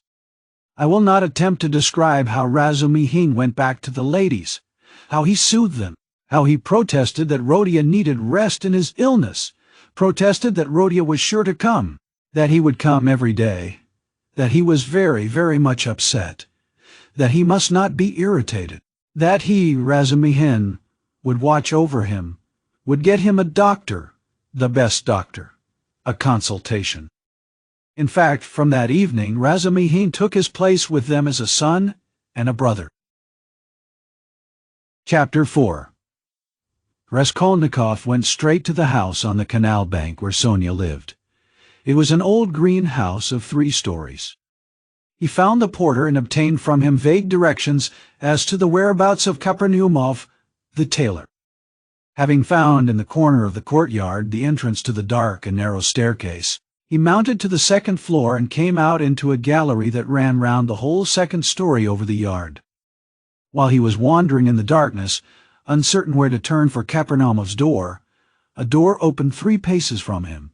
He mechanically took hold of it. "Who is there?" a woman's voice asked uneasily. "It's I. Come to see you," answered Raskolnikov, and he walked into the tiny entry. On a broken chair stood a candle in a battered copper candlestick. "It's you! Good heavens!" cried Sonia weakly, and she stood rooted to the spot. "Which is your room?" "This way," and Raskolnikov, trying not to look at her, hastened in. A minute later Sonia too came in with the candle, set down the candlestick and, completely disconcerted, stood before him inexpressibly agitated and apparently frightened by his unexpected visit. The color rushed suddenly to her pale face, and tears came into her eyes. She felt sick and ashamed and happy too. Raskolnikov turned away quickly and sat on a chair by the table. He scanned the room in a rapid glance. It was a large but exceedingly low-pitched room, the only one let by the Kapernaumovs, to whose rooms a closed door led in the wall on the left. In the opposite side on the right-hand wall was another door, always kept locked. That led to the next flat, which formed a separate lodging. Sonia's room looked like a barn. It was a very irregular quadrangle, and this gave it a grotesque appearance. A wall with 3 windows looking out onto the canal ran aslant so that one corner formed a very acute angle, and it was difficult to see in it without very strong light. The other corner was disproportionately obtuse. There was scarcely any furniture in the big room. In the corner on the right was a bedstead, beside it, nearest the door, a chair. A plain deal table covered by a blue cloth stood against the same wall, close to the door into the other flat. 2 rush-bottom chairs stood by the table. On the opposite wall, near the acute angle, stood a small plain wooden chest of drawers looking, as it were, lost in a desert. That was all there was in the room. The yellow, scratched and shabby wallpaper was black in the corners. It must have been damp and full of fumes in the winter. There was every sign of poverty. Even the bedstead had no curtain. Sonia looked in silence at her visitor, who was so attentively and unceremoniously scrutinizing her room, and even began at last to tremble with terror, as though she was standing before her judge and the arbiter of her destinies. "I am late." "It's 11, isn't it?" he asked, still not lifting his eyes. "Yes," muttered Sonia. "Oh, yes, it is," she added hastily, as though in that lay her means of escape. "My landlady's clock has just struck." "I heard it myself. I've come to you for the last time," Raskolnikov went on gloomily, although this was the first time. "I may perhaps not see you again. Are you going away? I don't know, tomorrow." "Then you are not coming to Katerina Ivanovna tomorrow?" Sonia's voice shook. "I don't know. I shall know tomorrow morning." "Never mind that. I've come to say one word." He raised his brooding eyes to her and suddenly noticed that he was sitting down while she was all the while standing before him. "Why are you standing?" "Sit down," he said in a changed voice, gentle and friendly. She sat down. He looked kindly and almost compassionately at her. "How thin you are!" "What a hand! Quite transparent, like a dead hand." He took her hand. Sonia smiled faintly. "I have always been like that," she said. "Even when you lived at home?" "Yes. Of course you were," he added abruptly, and the expression of his face and the sound of his voice changed again suddenly. He looked round him once more. "You rent this room from the Kapernamovs?" "Yes." "They live there? Through that door?" "Yes." "They have another room like this? All in one room?" "Yes. I should be afraid in your room at night," he observed gloomily. "They are very good people, very kind," answered Sonia, who still seemed bewildered. "And all the furniture, everything is theirs. And they are very kind. And the children too often come to see me. They all stammer, don't they?" "Yes. He stammers, and he's lame."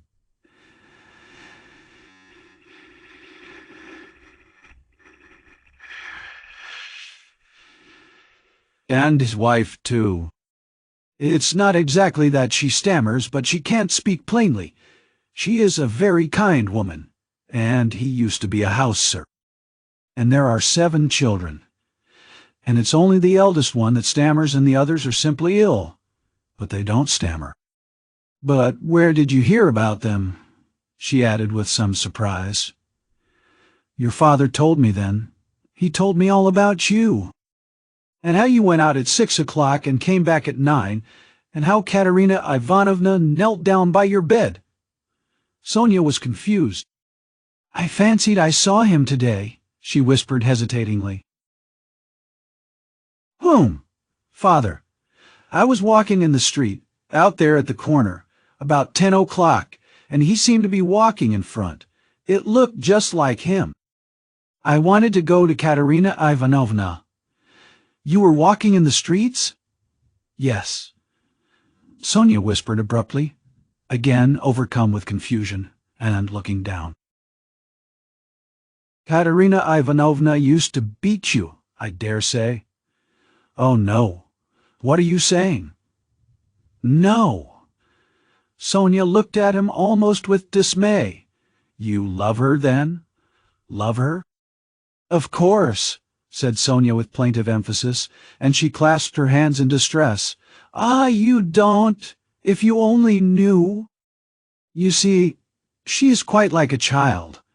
Her mind is quite unhinged, you see, from sorrow. And how clever she used to be. How generous. How kind. Ah, you don't understand. You don't understand.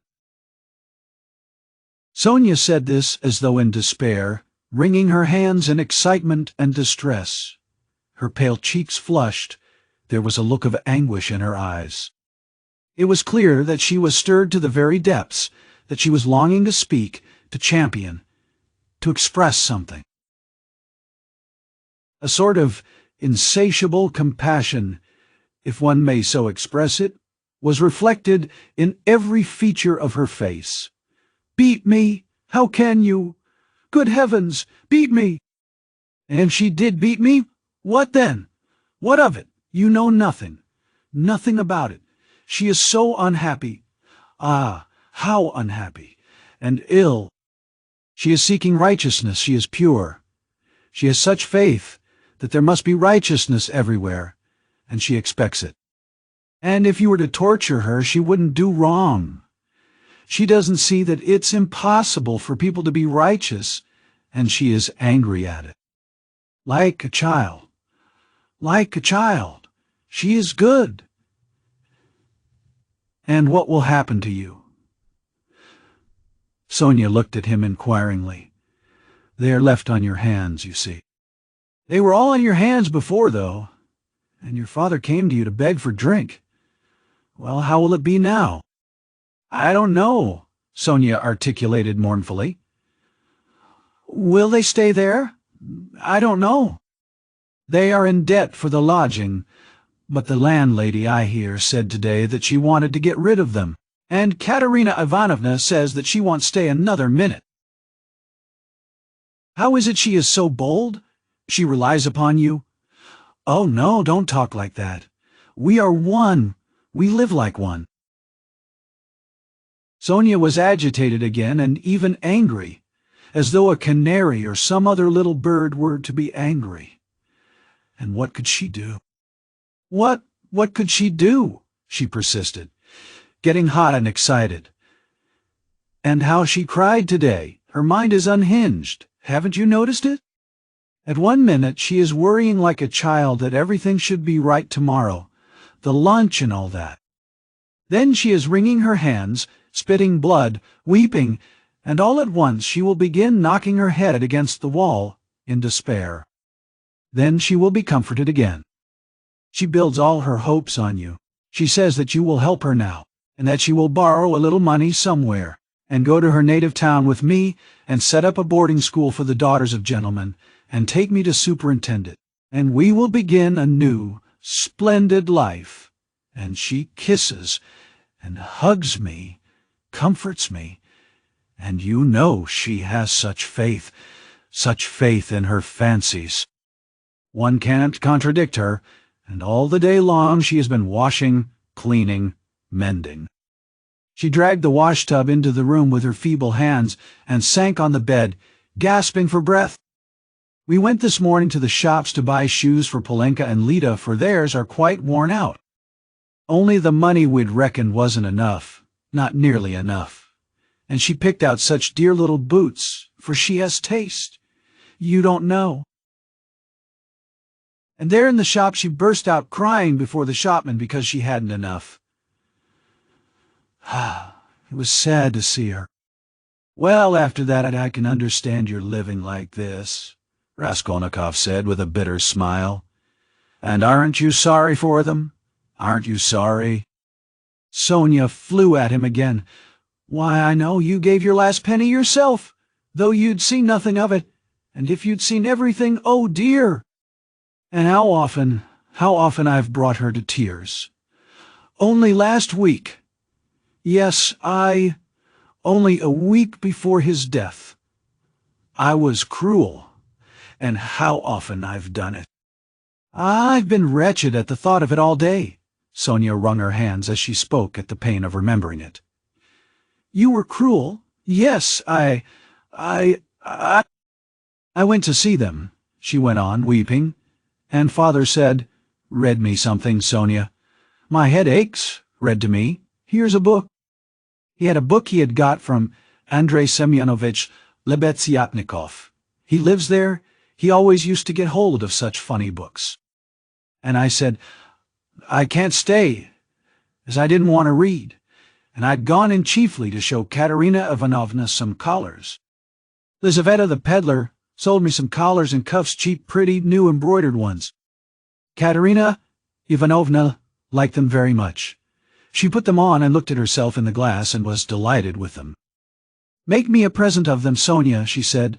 Please do. Please do, she said. She wanted them so much. And when could she wear them? They just reminded her of her old happy days. She looked at herself in the glass, admired herself, and she has no clothes at all, no things of her own, hasn't had all these years. And she never asks anyone for anything. She is proud. She'd sooner give away everything. And these she asked for, she liked them so much. And I was sorry to give them. What use are they to you, Katerina Ivanovna? I said, I spoke like that to her. I ought not to have said that. She gave me such a look, and she was so grieved at my refusing her. And it was so sad to see, and she was not grieved for the collars, but for my refusing. I saw that. Ah, if only I could bring it all back, change it, take back those words. But it's nothing to you. Did you know Lizaveta, the peddler? Yes. Did you know her? Sonia asked with some surprise. Katerina Ivanovna is in consumption, rapid consumption. She will soon die, said Raskolnikov after a pause, without answering her question. Oh, no, no, no! And Sonia unconsciously clutched both his hands, as though imploring that she should not. But it will be better if she does die. No, not better. Not at all better, Sonia unconsciously repeated in dismay. And the children. What can you do except take them to live with you? Oh, I don't know, cried Sonia, almost in despair, and she put her hands to her head. It was evident that that idea had very often occurred to her before, and he had only roused it again. And what if even now, while Katerina Ivanovna is alive, you get ill and are taken to the hospital? What will happen then? He persisted pitilessly. How can you? That cannot be. And Sonia's face worked with awful terror. Cannot be? Raskolnikov went on with a harsh smile. You are not insured against it, are you? What will happen to them then? They will be in the street, all of them. She will cough and beg and knock her head against some wall, as she did today, and the children will cry. Then she will fall down, be taken to the police station and to the hospital. She will die. And the children, oh, no. God will not let it be, broke at last from Sonia's overburdened bosom. She listened, looking imploringly at him, clasping her hands in dumb entreaty, as though it all depended upon him. Raskolnikov got up and began to walk about the room. A minute passed. Sonia was standing with her hands and her head hanging in terrible dejection. And can't you save? Put by for a rainy day? He asked, stopping suddenly before her. No, whispered Sonia. Of course not. Have you tried? He added, almost ironically. Yes, and it didn't come off. Of course not. No need to ask. And again he paced the room. Another minute passed. You don't get money every day. Sonia was more confused than ever, and color rushed into her face again. No, she whispered with a painful effort. It will be the same with Polenka, no doubt, he said suddenly. No, no, it can't be, no! Sonia cried aloud in desperation, as though she had been stabbed. God would not allow anything so awful. He lets others come to it. No, no, God will protect her, God, she repeated beside herself. But, perhaps, there is no God at all. Raskolnikov answered with a sort of malignance, laughed and looked at her. Sonia's face suddenly changed. A tremor passed over it. She looked at him with unutterable reproach, tried to say something, but could not speak, and broke into bitter, bitter sobs, hiding her face in her hands. You say Katerina Ivanovna's mind is unhinged. Your own mind is unhinged, he said after a brief silence. 5 minutes passed. He still paced up and down the room in silence, not looking at her. At last he went up to her. His eyes glittered. He put his 2 hands on her shoulders and looked straight into her tearful face. His eyes were hard, feverish, and piercing. His lips were twitching. All at once he bent down quickly, and dropping to the ground, kissed her foot. Sonia drew back from him as from a madman, and certainly he looked like a madman. "What are you doing to me?" she muttered, turning pale, and a sudden anguish clutched at her heart. "I did not bow down to you. I bowed down to all the suffering of humanity," he said wildly, and walked away to the window.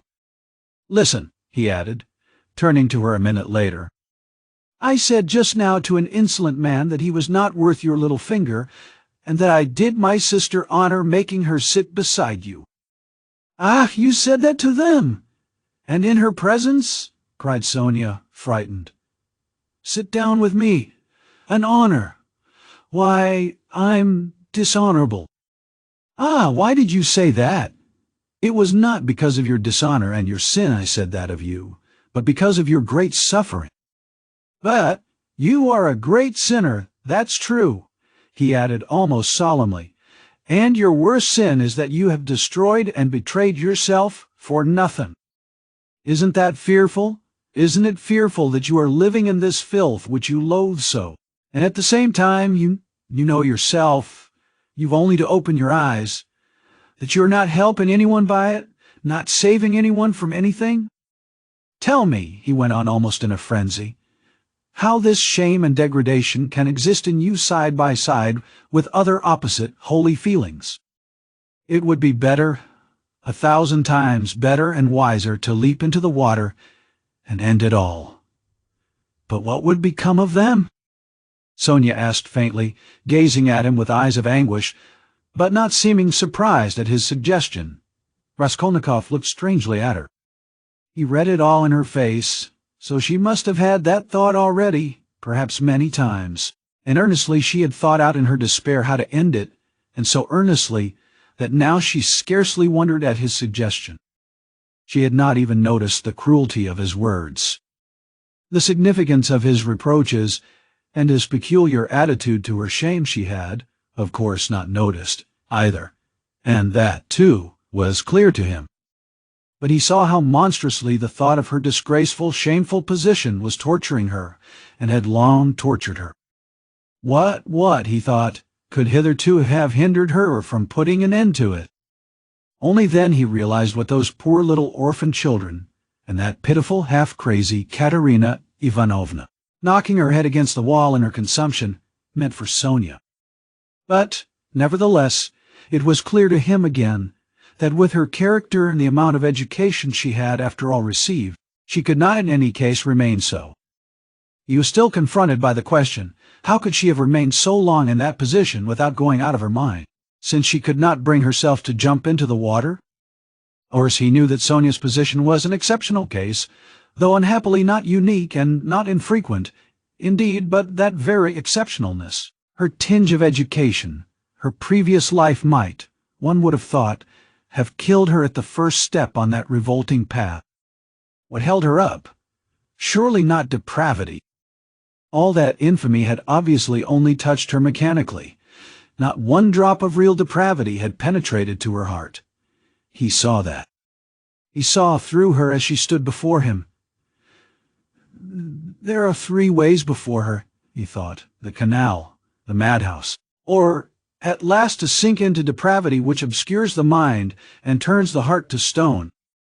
The last idea was the most revolting, but he was a skeptic. He was young, abstract, and therefore cruel, and so he could not help believing that the last end was the most likely. But can that be true? He cried to himself. Can that creature who has still preserved the purity of her spirit be consciously drawn at last into that sink of filth and iniquity? Can the process already have begun? Can it be that she has only been able to bear it till now, because vice has begun to be less loathsome to her? No, no, that cannot be, he cried as Sonia had just before. No, what has kept her from the canal till now is the idea of sin, and they, the children. And if she has not gone out of her mind? But who says she has not gone out of her mind? Is she in her senses? Can one talk, can one reason, as she does? How can she sit on the edge of the abyss of loathsomeness into which she is slipping and refuse to listen when she is told of danger? Does she expect a miracle? No doubt she does. Doesn't that all mean madness? He stayed obstinately at that thought. He liked that explanation indeed better than any other. He began looking more intently at her. So you pray to God a great deal, Sonia? He asked her. Sonia did not speak. He stood beside her, waiting for an answer. What should I be without God? She whispered rapidly, forcibly, glancing at him with suddenly flashing eyes and squeezing his hand. Ah, so that is it, he thought. And what does God do for you? He asked, probing her further. Sonia was silent a long while, as though she could not answer. Her weak chest kept heaving with emotion. Be silent! Don't ask! You don't deserve! She cried suddenly, looking sternly and wrathfully at him. That's it, he repeated to himself. He does everything, she whispered quickly, looking down again. That's the way out. That's the explanation, he decided, scrutinizing her with eager curiosity, with a new, strange, almost morbid feeling. He gazed at that pale, thin, irregular, angular little face, those soft blue eyes which could flash with such fire, such stern energy, that little body still shaking with indignation and anger. And it all seemed to him more and more strange, almost impossible. She's a religious maniac, he repeated to himself. There was a book lying on the chest of drawers. He had noticed it every time he paced up and down the room. Now he took it up and looked at it. It was the New Testament in the Russian translation. It was bound in leather, old and worn. Where did you get that? He called to her across the room. She was still standing in the same place, 3 steps from the table. It was brought me, she answered, as it were unwillingly, not looking at him. Who brought it? Lizaveta. I asked her for it. Lizaveta. Strange, he thought. Everything about Sonia seemed to him stranger and more wonderful every moment. He carried the book to the candle and began to turn over the pages. Where is the story of Lazarus? He asked suddenly. Sonia looked obstinately at the ground and would not answer. She was standing sideways to the table. Where is the raising of Lazarus? Find it for me, Sonia. She stole a glance at him. You are not looking in the right place. It's in the 4th Gospel, she whispered sternly, without looking at him. Find it and read it to me, he said. He sat down with his elbow on the table, leaned his head on his hand and looked away sullenly, prepared to listen. In 3 weeks' time they'll welcome me in the madhouse. I shall be there if I am not in a worse place, he muttered to himself.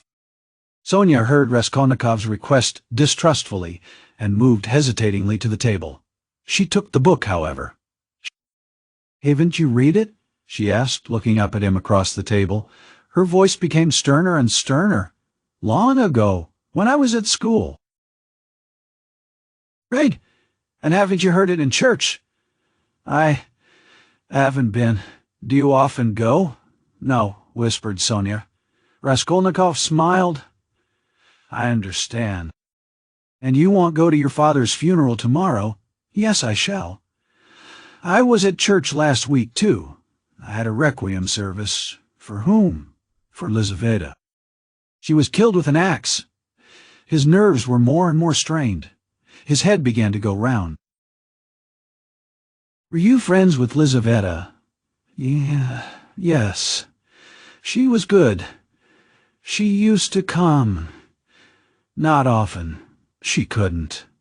We used to read together and talk. She will see God." The last phrase sounded strange in his ears. And here was something new again. The mysterious meetings with Lizaveta and both of them. Religious maniacs. I shall be a religious maniac myself soon. "It's infectious. Read!" he cried irritably and insistently. Sonia still hesitated. Her heart was throbbing. She hardly dared to read to him. He looked almost with exasperation at the unhappy lunatic. "What for? You don't believe?" she whispered softly, and as it were breathlessly.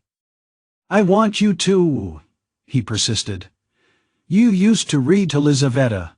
Sonia opened the book and found the place. Her hands were shaking. Her voice failed her. Twice she tried to begin, and could not bring out the first syllable. Now a certain man was sick named Lazarus of Bethany.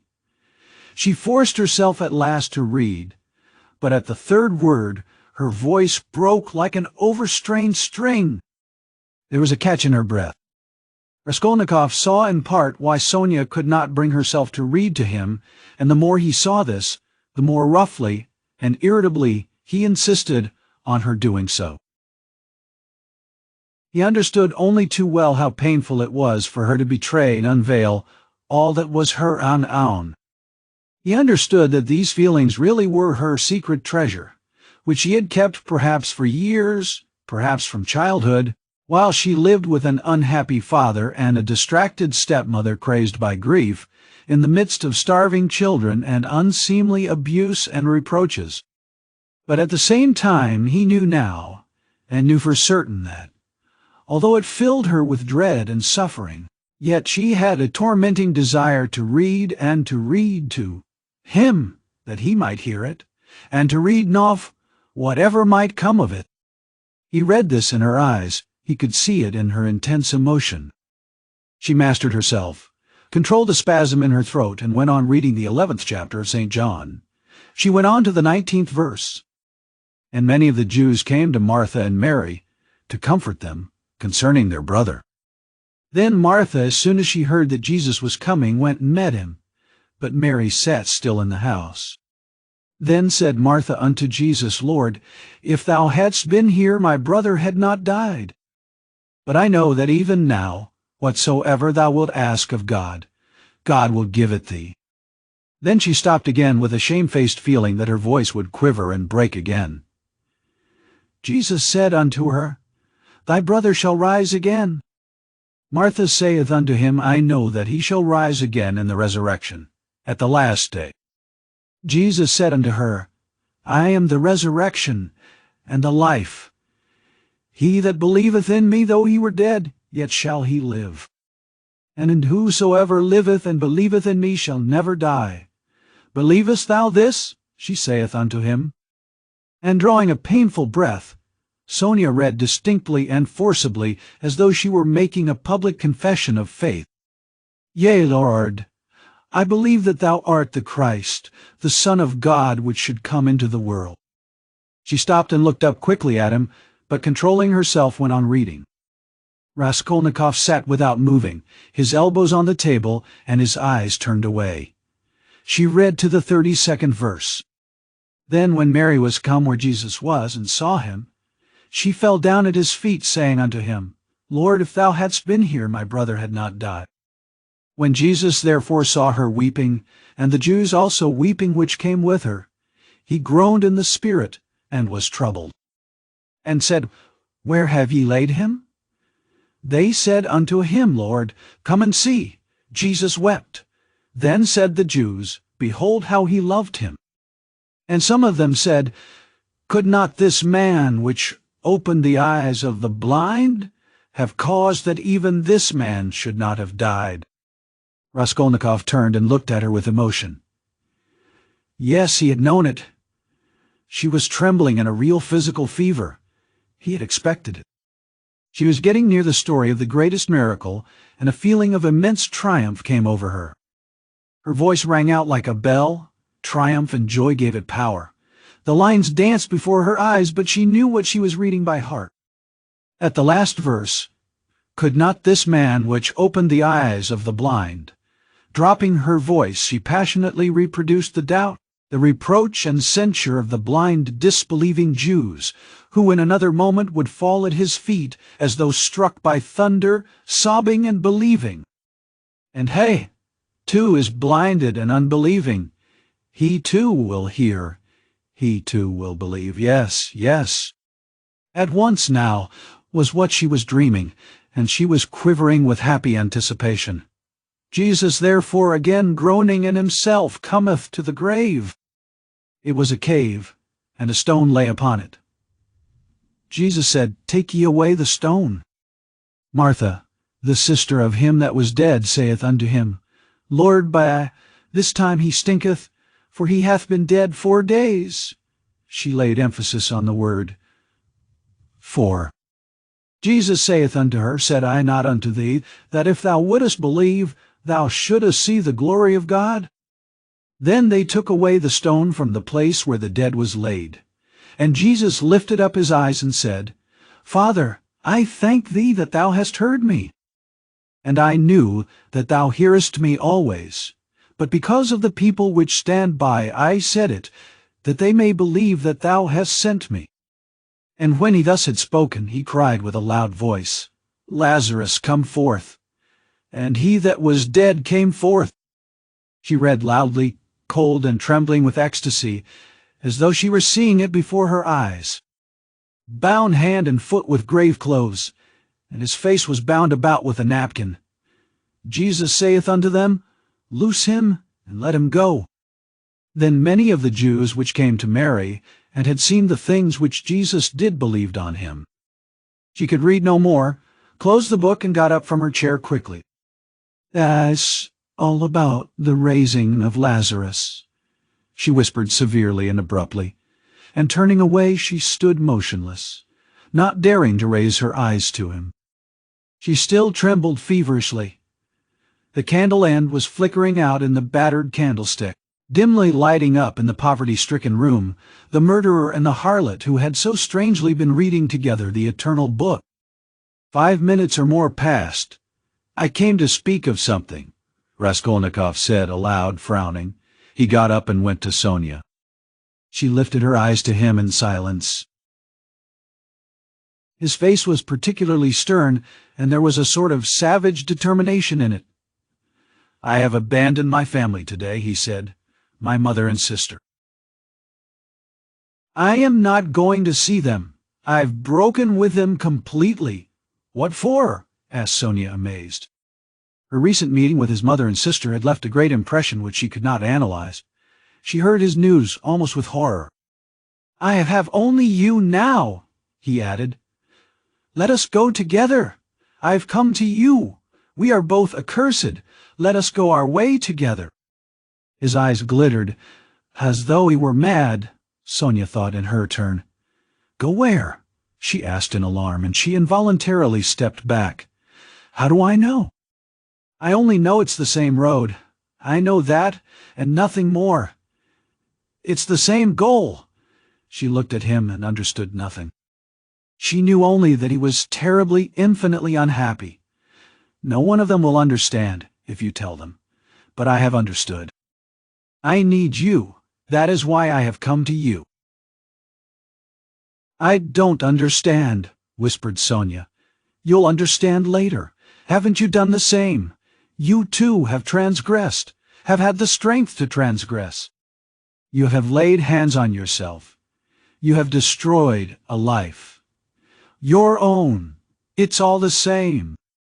You might have lived in spirit and understanding, but you'll end in the Haymarket. But you won't be able to stand it, and if you remain alone, you'll go out of your mind like me. You are like a mad creature already. So we must go together on the same road. Let us go. What for? What's all this for? Said Sonia, strangely and violently agitated by his words. What for? Because you can't remain like this, that's why. You must look things straight in the face at last, and not weep like a child and cry that God won't allow it. What will happen if you should really be taken to the hospital tomorrow? She is mad and in consumption. She'll soon die, and the children. Do you mean to tell me Polenka won't come to grief? Haven't you seen children here at the street corner sent out by their mothers to beg? I've found out where those mothers live and in what surroundings. Children can't remain children there. At 7, the child is vicious and a thief. Yet children, you know, are the image of Christ. Theirs is the kingdom of heaven. He bade us honor and love them. They are the humanity of the future. What's to be done? What's to be done? Repeated Sonia, weeping hysterically and wringing her hands. What's to be done? Break what must be broken, once for all, that's all, and take the suffering on oneself. What, you don't understand? You'll understand later. Freedom and power, and above all, power, over all trembling creation and all the ant-heap. That's the goal, remember that. That's my farewell message. Perhaps it's the last time I shall speak to you. If I don't come tomorrow, you'll hear of it all, and then remember these words. And some day later on, in years to come, you'll understand perhaps what they meant. If I come tomorrow, I'll tell you who killed Lizaveta. Goodbye, Sonia started with terror.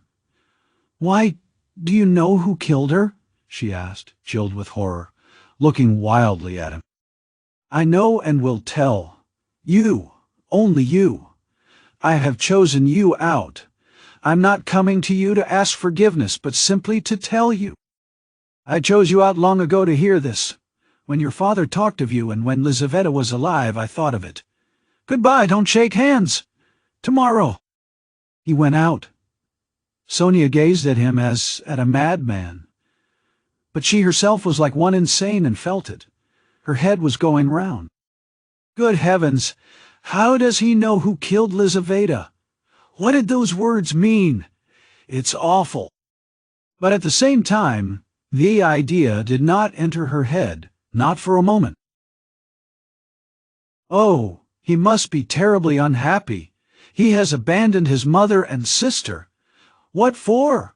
What has happened? And what had he in his mind? What did he say to her? He had kissed her foot and said, yes, he had said it clearly, that he could not live without her. Oh, merciful heavens! Sonia spent the whole night feverish and delirious.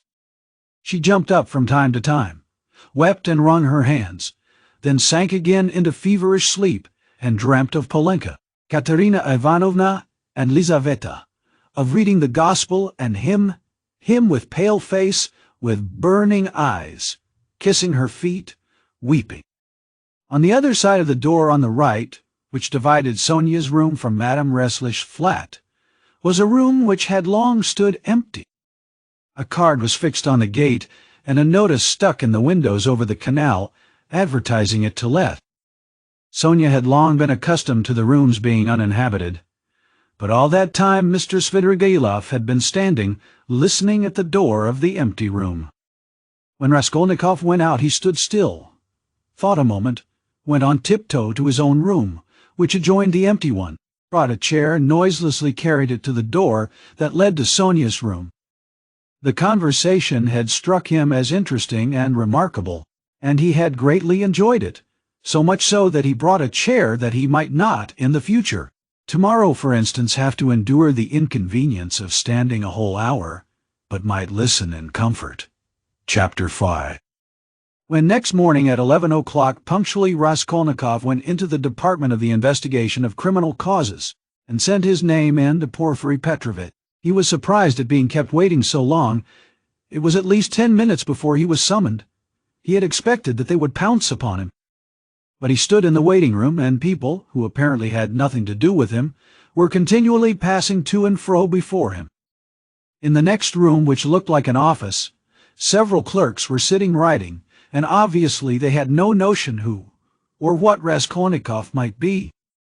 He looked uneasily and suspiciously about him to see whether there was not some guard, some mysterious watch being kept on him to prevent his escape.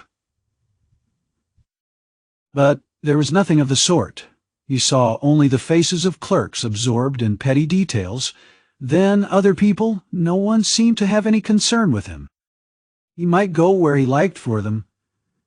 The conviction grew stronger in him that if that enigmatic man of yesterday, that phantom sprung out of the earth, had seen everything, they would not have let him stand and wait like that. And would they have waited till he elected to appear at 11? Either the man had not yet given information, or simply he knew nothing, had seen nothing. And how could he have seen anything? And so all that had happened to him the day before was again a phantom exaggerated by his sick and overstrained imagination. This conjecture had begun to grow strong the day before, in the midst of all his alarm and despair. Thinking it all over now and preparing for a fresh conflict, he was suddenly aware that he was trembling, and he felt a rush of indignation at the thought that he was trembling with fear at facing that hateful Porfiry Petrovitch. What he dreaded above all was meeting that man again. He hated him with an intense, unmitigated hatred, and was afraid his hatred might betray him. His indignation was such that he ceased trembling at once. He made ready to go in with a cold and arrogant bearing, and vowed to himself to keep as silent as possible, to watch and listen, and for once at least to control his overstrained nerves. At that moment he was summoned to Porfiry Petrovitch. He found Porfiry Petrovitch alone in his study. His study was a room neither large nor small, furnished with a large writing table that stood before a sofa, bolstered in checked material, a bureau, a bookcase in the corner, and several chairs, all government furniture, of polished yellow wood. In the further wall there was a closed door. Beyond it there were no doubt other rooms. On Raskolnikov's entrance, Porfiry Petrovitch had at once closed the door by which he had come in, and they remained alone. He met his visitor with an apparently genial and good-tempered air, and it was only after a few minutes that Raskolnikov saw signs of a certain awkwardness in him, as though he had been thrown out of his reckoning or caught in something very secret. "Ah, my dear fellow, here you are, in our domain," began Porfiry, holding out both hands to him. "Come, sit down, old man, or perhaps you don't like to be called my dear fellow and old man. Tout court. Please don't think it too familiar. Here on the sofa." Raskolnikov sat down, keeping his eyes fixed on him. In our domain, the apologies for familiarity, the French phrase, tout court, were all characteristic signs. He held out both hands to me, but he did not give me one. He drew it back in time, struck him suspiciously.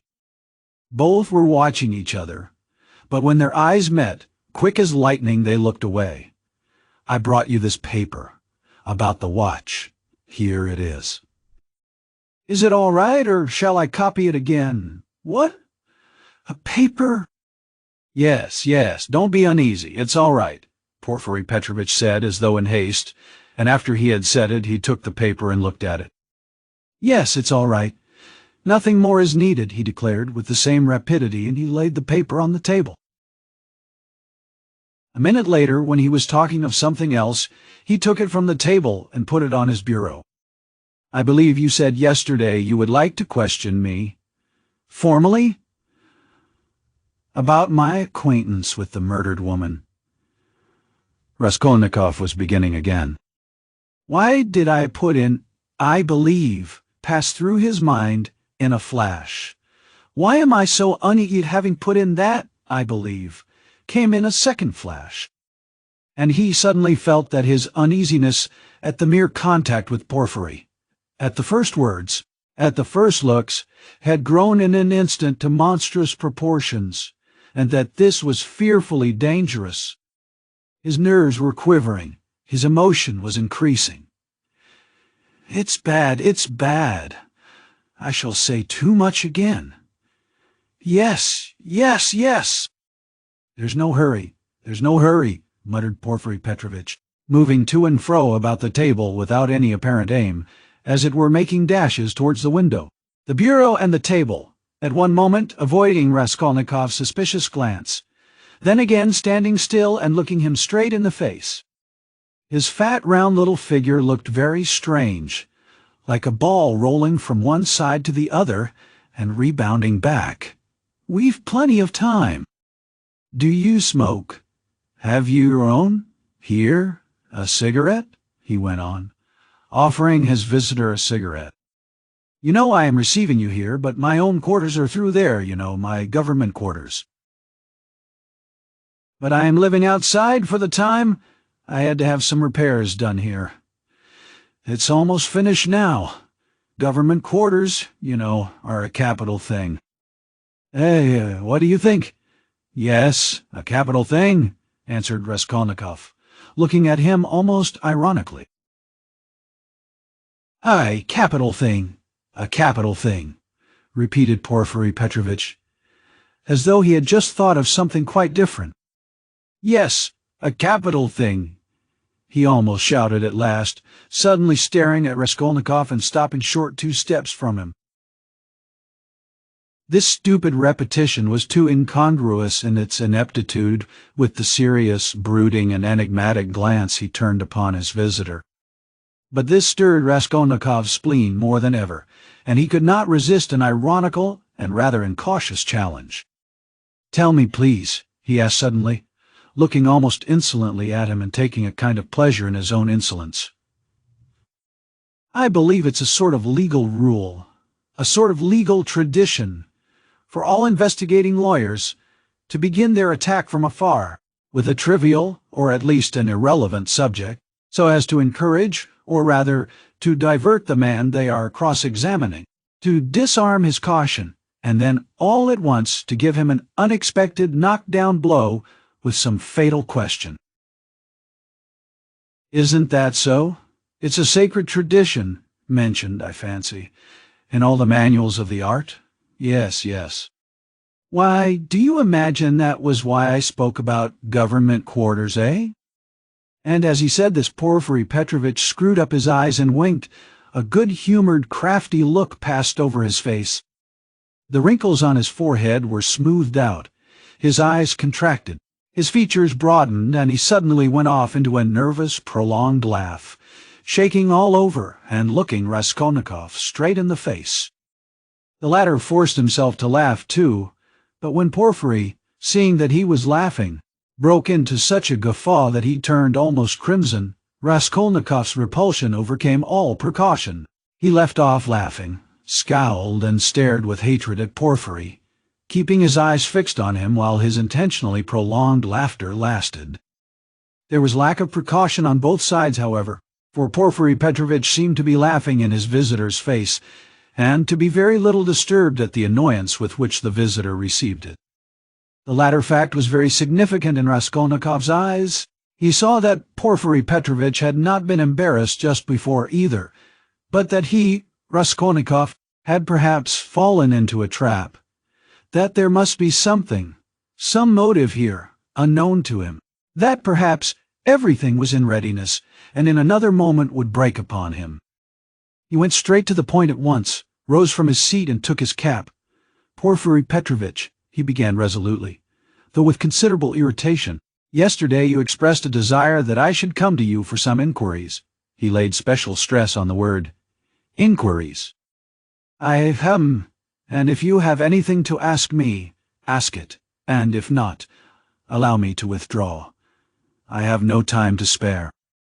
I have to be at the funeral of that man who was run over, of whom you know also," he added, feeling angry at once at having made this addition and more irritated at his anger. "I am sick of it all. Do you hear? And have long been. It's partly what made me ill. In short," he shouted, feeling that the phrase about his illness was still more out of place, "in short, kindly examine me or let me go at once. And if you must examine me, do so in the proper form. I will not allow you to do so otherwise, and so meanwhile, goodbye, as we have evidently nothing to keep us now." "Good heavens! What do you mean?" "What shall I question you about?" cackled Porfiry Petrovitch with a change of tone, instantly leaving off laughing. "Please don't disturb yourself," he began, fidgeting from place to place, and fussily making Raskolnikov sit down. "There's no hurry. There's no hurry. It's all nonsense. Oh no, I'm very glad you've come to see me at last. I look upon you simply as a visitor. And as for my confounded laughter, please excuse it, Rodion Romanovitch. Rodion Romanovitch? That is your name. It's my nerves you tickled me so with your witty observation. I assure you, sometimes I shake with laughter like an India rubber ball for half an hour at a time. I'm often afraid of an attack of paralysis. Do sit down. Please do, or I shall think you are angry." Raskolnikov did not speak. He listened, watching him, still frowning angrily. He did sit down, but still held his cap. "I must tell you one thing about myself, my dear Rodion Romanovitch," Porfiry Petrovitch continued, moving about the room and again avoiding his visitor's eyes. "You see, I'm a bachelor, a man of no consequence and not used to society. Besides, I have nothing before me. I'm set, I'm running to seed, and have you noticed, Rodion Romanovitch, that in our Petersburg circles, if two clever men meet, who are not intimate, but respect each other, like you and me, it takes them half an hour before they can find a subject for conversation. They are dumb. They sit opposite each other and feel awkward. Everyone has subjects of conversation. Ladies, for instance. People in high society always have their subjects of conversation. C'est de rigueur. But people of the middle sort like us, thinking people that is, are always tongue-tied and awkward. What is the reason of it? Whether it is the lack of public interest, or whether it is we are so honest we don't want to deceive one another, I don't know. What do you think? Do put down your cap. It looks as if you were just going. It makes me uncomfortable. I'm so delighted." Raskolnikov put down his cap and continued listening in silence with a serious, frowning face to the vague and empty chatter of Porfiry Petrovitch. Does he really want to distract my attention with his silly babble? I can't offer you coffee here, but why not spend 5 minutes with a friend? Porfiry pattered on, and you know all these official duties. Please don't mind my running up and down. Excuse it. My dear fellow, I am very much afraid of offending you, but exercise is absolutely indispensable for me. I'm always sitting and so glad to be moving about for 5 minutes. I suffer from my sedentary life. I always intend to join a gymnasium. They say that officials of all ranks, even privy councillors, may be seen skipping gaily there. There you have it, modern science. Yes, yes. But as for my duties here, inquiries, and all such formalities, you mentioned inquiries yourself just now. I assure you these interrogations are sometimes more embarrassing for the interrogator than for the interrogated. Ah! You made the observation yourself just now very aptly and wittily. Raskolnikov had made no observation of the kind. One gets into a muddle. A regular muddle. One keeps harping on the same note, like a drum. There is to be a reform, and we shall be called by a different name. At least, he. And as for our legal tradition, as you so wittily called it, I thoroughly agree with you. Every prisoner on trial, even the rudest peasant, knows that they begin by disarming him with irrelevant questions, as you so happily put it, and then deal him a knockdown blow. Hee! Your felicitous comparison, hee! So you really imagine that I meant by government quarters, hee! You are an ironical person. Come, I won't go on. By the way, yes. One word leads to another. You spoke of formality just now. Apropos of the inquiry, you know. But what's the use of formality? In many cases, it's nonsense. Sometimes one has a friendly chat and gets a good deal more out of it. One can always fall back on formality, allow me to assure you. And after all, what does it amount to? An examining lawyer cannot be bounded by formality at every step. The work of investigation is, so to speak, a free art in its own way. Porfiry Petrovitch took breath a moment. He had simply babbled on, uttering empty phrases, letting slip a few enigmatic words, and again reverting to incoherence. He was almost running about the room, moving his fat little legs quicker and quicker, looking at the ground, with his right hand behind his back, while with his left making gesticulations that were extraordinarily incongruous with his words. Raskolnikov suddenly noticed that, as he ran about the room, he seemed twice to stop for a moment near the door, as though he were listening. Is he expecting anything? You are certainly quite right about it, Porfiry began gaily, looking with extraordinary simplicity at Raskolnikov, which startled him and instantly put him on his guard. Certainly quite right in laughing so wittily at our legal forms, he. Some of these elaborate psychological methods are exceedingly ridiculous and perhaps useless if one adheres too closely to the forms. Yes, I am talking of forms again. Well, if I recognize, or more strictly speaking, if I suspect someone or other to be a criminal in any case entrusted to me, you're reading for the law. Of course, Rodion Romanovich. Yes, I was. Well, then it is a precedent for you for the future. Though don't suppose I should venture to instruct you after the articles you publish about crime. No, I simply make bold to state it by way of fact. If I took this man or that for a criminal, why, I ask, should I worry him prematurely, even though I had evidence against him? In one case I may be bound, for instance, to arrest a man at once, but another may be in quite a different position. You know, so why shouldn't I let him walk about the town a bit?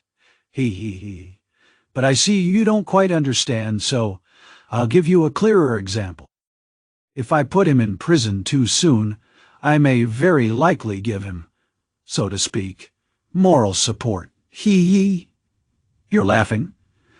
Raskolnikov had no idea of laughing. He was sitting with compressed lips, his feverish eyes fixed on Porfiry Petrovitch.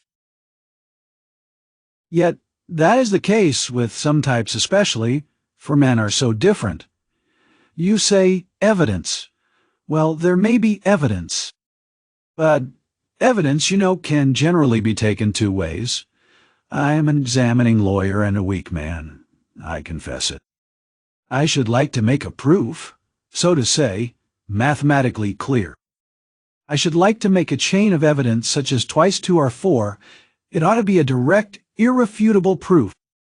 And if I shut him up too soon, even though I might be convinced he was the man, I should very likely be depriving myself of the means of getting further evidence against him. And how? By giving him, so to speak, a definite position, I shall put him out of suspense and set his mind at rest, so that he will retreat into his shell. They say that at Sevastopol, soon after Alma, the clever people were in a terrible fright, that the enemy would attack openly and take Sevastopol at once. But when they saw that the enemy preferred a regular siege, they were delighted, I am told, and reassured, for the thing would drag on for 2 months at least. You're laughing, you don't believe me again? Of course, you're right, too. You're right, you're right, you're right. These are special cases, I admit. But you must observe this, my dear Rodion Romanovich, the general case, the case for which all legal forms and rules are intended, for which they are calculated and laid down in books, does not exist at all. For the reason that every case, every crime, for instance, so soon as it actually occurs, at once becomes a thoroughly special case, and sometimes a case unlike any that's gone before. Very comic cases of that sort sometimes occur. If I leave one man quite alone, if I don't touch him and don't worry him, but let him know, or at least suspect every moment, that I know all about it and am watching him day and night, and if he is in continual suspicion and terror, he'll be bound to lose his head. He'll come of himself, or maybe do something which will make it as plain as twice two are four. It's delightful. It may be so with a simple peasant, but with one of our sort, an intelligent man cultivated on a certain side, it's a dead certainty. For, my dear fellow, it's a very important matter to know on what side a man is cultivated. And then there are nerves. There are nerves. You have overlooked them. Why, they are all sick, nervous, and irritable. And then how they all suffer from spleen. That, I assure you, is a regular gold mine for us. And it's no anxiety to me, his running about the town free. Let him walk about for a bit. I know well enough that I've caught him, and that he won't escape me. Where could he escape to? Abroad, perhaps. A Pole will escape abroad, but not here, especially as I am watching and have taken measures. Will he escape into the depths of the country, perhaps? But you know, peasants live there, real rude Russian peasants. A modern cultivated man would prefer prison to living with such strangers as our peasants. But that's all nonsense, and on the surface. It's not merely that he has nowhere to run to, he is psychologically unable to escape me. What an expression! Through a law of nature he can't escape me if he had anywhere to go. Have you seen a butterfly round a candle? That's how he will keep circling and circling round me. Freedom will lose its attractions. He'll begin to brood, he'll weave a tangle round himself, he'll worry himself to death. What's more, he will provide me with a mathematical proof, if I only give him long enough interval, and he'll keep circling round me, getting nearer, and then, flop! He'll fly straight into my mouth, and I'll swallow him, and that will be very amusing. You don't believe me. Raskolnikov made no reply. He sat pale and motionless, still gazing with the same intensity into Porfiry's face. It's a lesson, he thought, turning cold.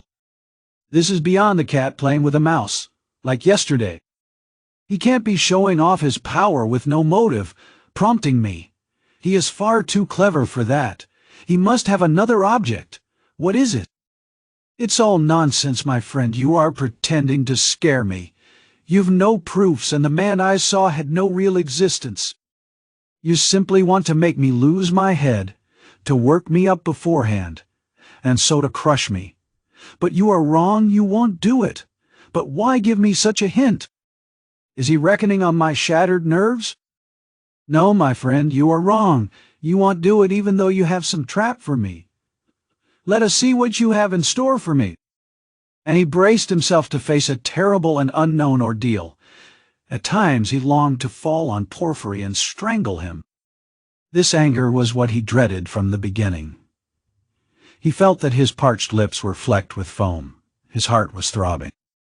But he was still determined not to speak till the right moment.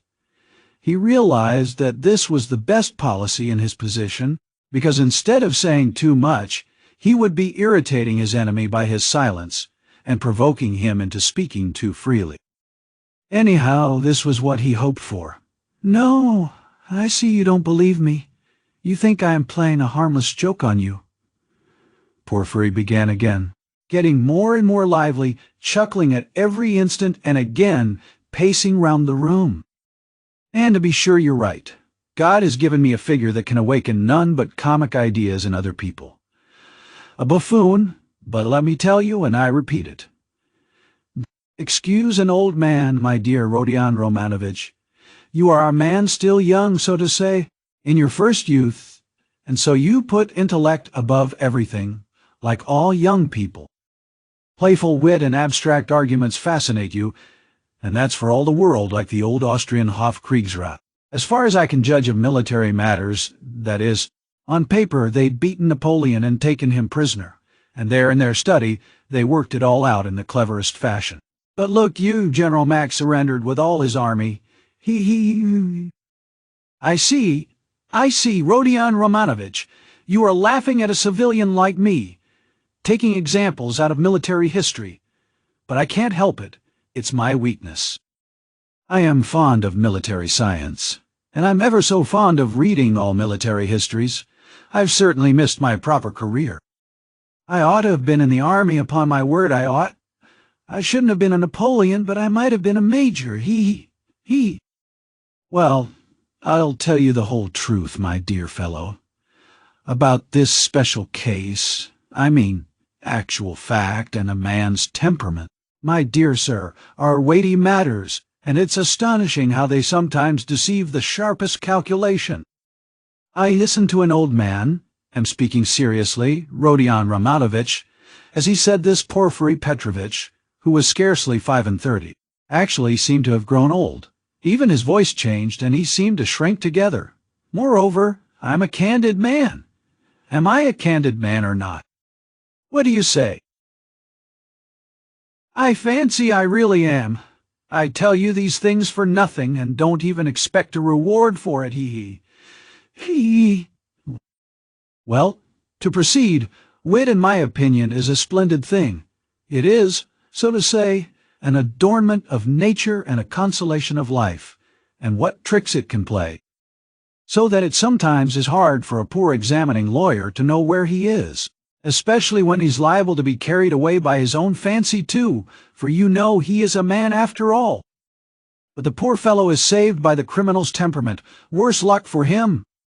But young people carried away by their own wit, don't think of that when they overstep all obstacles, as you wittily and cleverly expressed it yesterday. He will lie, that is, the man who is a special case, the incognito, and he will lie, well, in the cleverest fashion. You might think he would triumph and enjoy the fruits of his wit, but at the most interesting, the most flagrant moment, he will faint. Of course there may be illness in a stuffy room as well, but anyway, he's given us the idea. He lied incomparably, but he didn't reckon on his temperament. That's what betrays him. Another time, he will be carried away by his playful wit into making fun of the man who suspects him. He will turn pale, as it were, on purpose to mislead, but his paleness will be too natural, too much like the real thing. Again, he has given us an idea.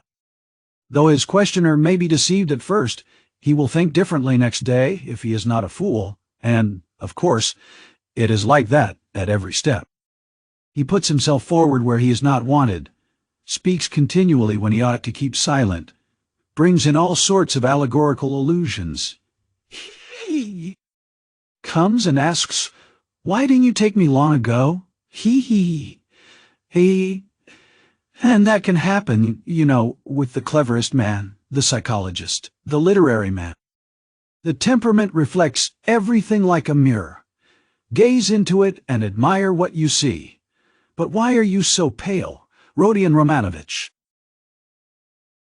Is the room stuffy? Shall I open the window?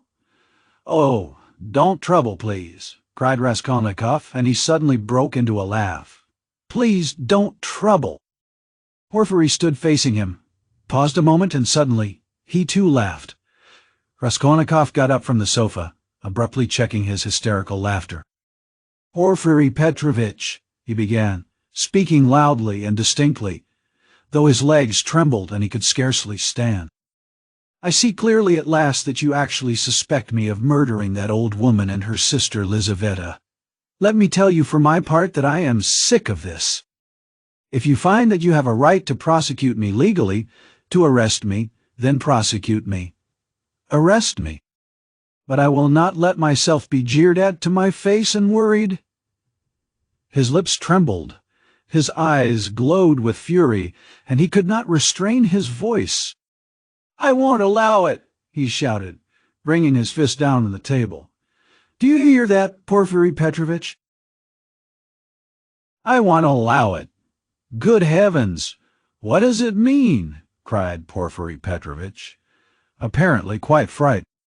"Rodion Romanovich, my dear fellow, what is the matter with you? I won't allow it," Raskolnikov shouted again. "Hush, my dear man! They'll hear and come in. Just think, what could we say to them?" Porfiry Petrovitch whispered in horror, bringing his face close to Raskolnikov's.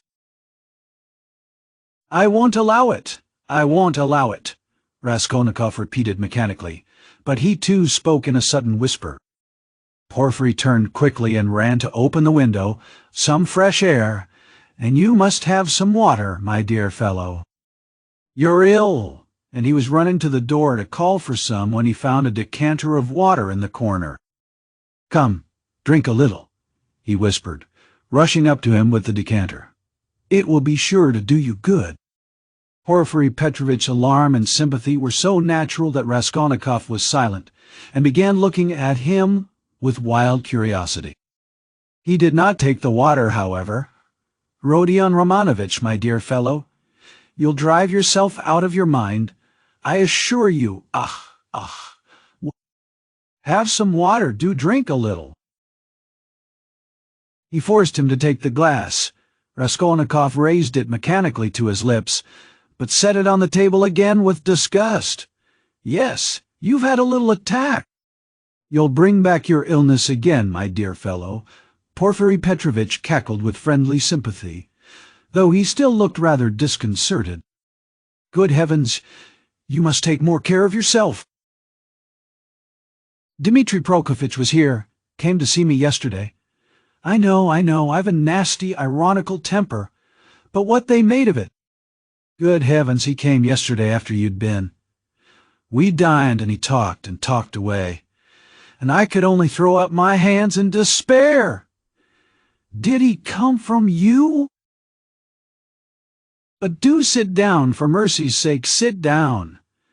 "No, not from me, but I knew he went to you and why he went," Raskolnikov answered sharply. "You knew. I knew. I knew." "What of it?" "Why this, Rodion Romanovich, that I know more than that about you. I know about everything. I know how you went, take a flat night when it was dark, and how you rang the bell and asked about the blood, so that the workman and the porter did not know what to make of it. Yes, I understand your state of mind at that time, but you'll drive yourself mad like that, upon my word. You'll lose your head.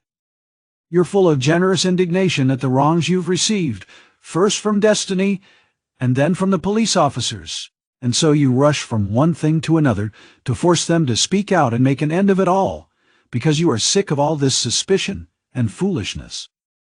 That's so, isn't it? I have guessed how you feel, haven't I? Only in that way you'll lose your head in Razumihin's too. He's too good. A man for such a position. You must know that. You are ill, and he is good, and your illness is infectious for him. I'll tell you about it when you are more yourself. But do sit down, for goodness sake. Please rest, you look shocking. Do sit down." Raskolnikov sat down. He no longer shivered. He was hot all over. In amazement he listened with strained attention to Porfiry Petrovitch, who still seemed frightened as he looked after him with friendly solicitude. But he did not believe a word he said, though he felt a strange inclination to believe. Porfiry's unexpected words about the flat had utterly overwhelmed him. How can it be? He knows about the flat then, he thought suddenly, and he tells it me himself. Yes, in our legal practice there was a case almost exactly similar, a case of morbid psychology, Porfiry went on quickly. A man confessed to murder, and how he kept it up. It was a regular hallucination. He brought forward facts. He imposed upon everyone, and why? He had been partly, but only partly, unintentionally the cause of a murder, and when he knew that he had given the murderers the opportunity, he sank into dejection. It got on his mind and turned his brain. He began imagining things, and he persuaded himself that he was the murderer.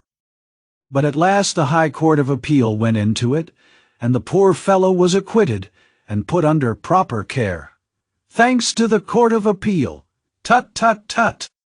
Why, my dear fellow, you may drive yourself into delirium if you have the impulse to work upon your nerves, to go ringing bells at night and asking about blood.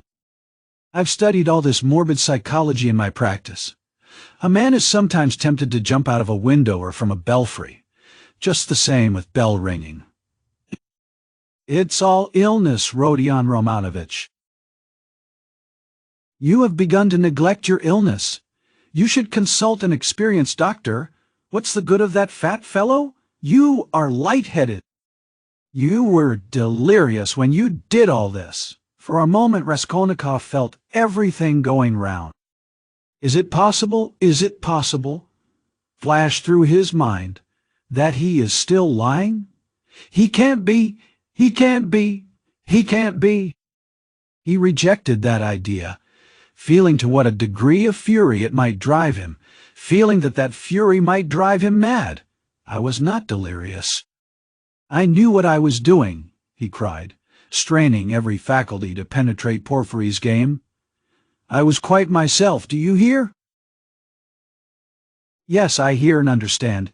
You said yesterday you were not delirious. You were particularly emphatic about it.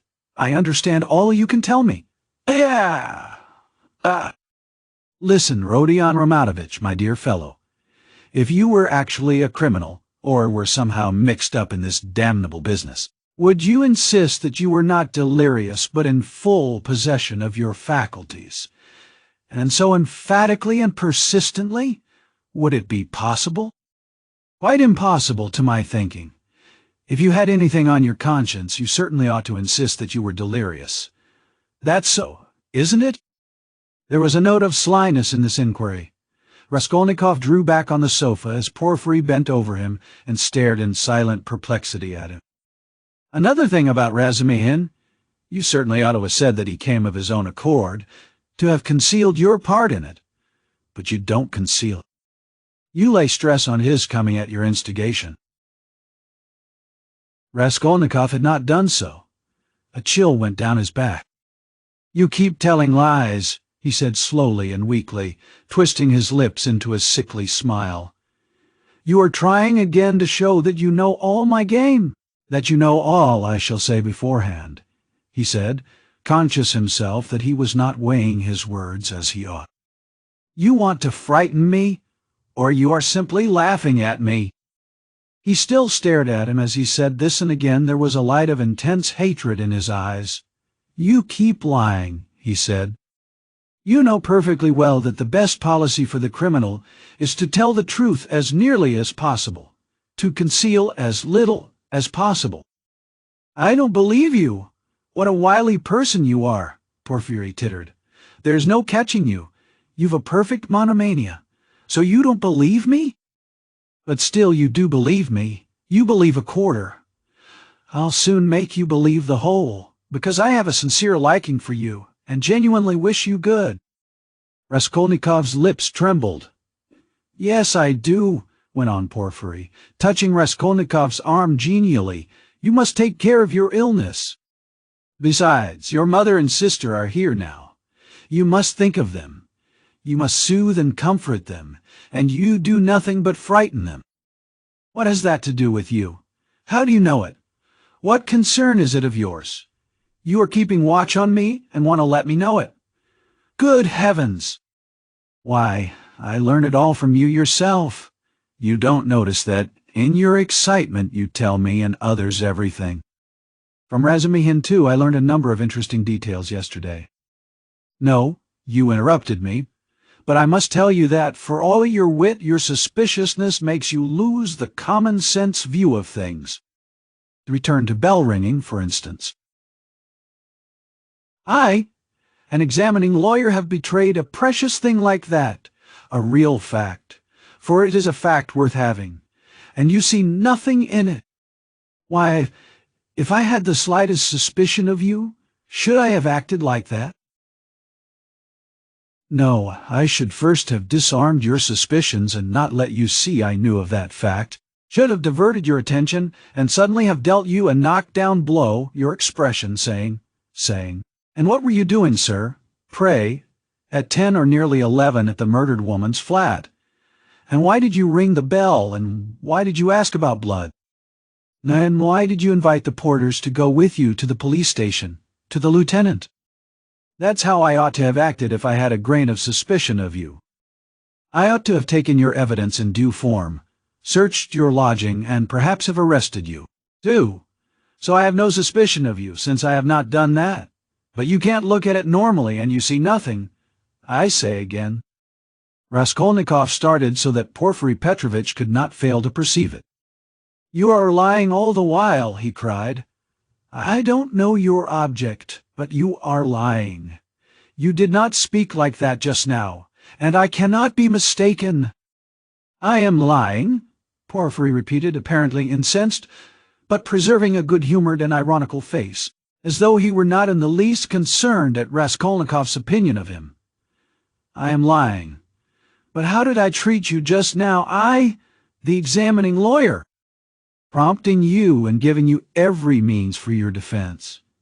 Illness, I said, delirium, injury, melancholy, and the police officers, and all the rest of it? Ah! He. Though, indeed, all those psychological means of defense are not very reliable and cut both ways. Illness, delirium, I don't remember. That's all right. But why, my good sir, in your illness and in your delirium, were you haunted by just those delusions and not by any others?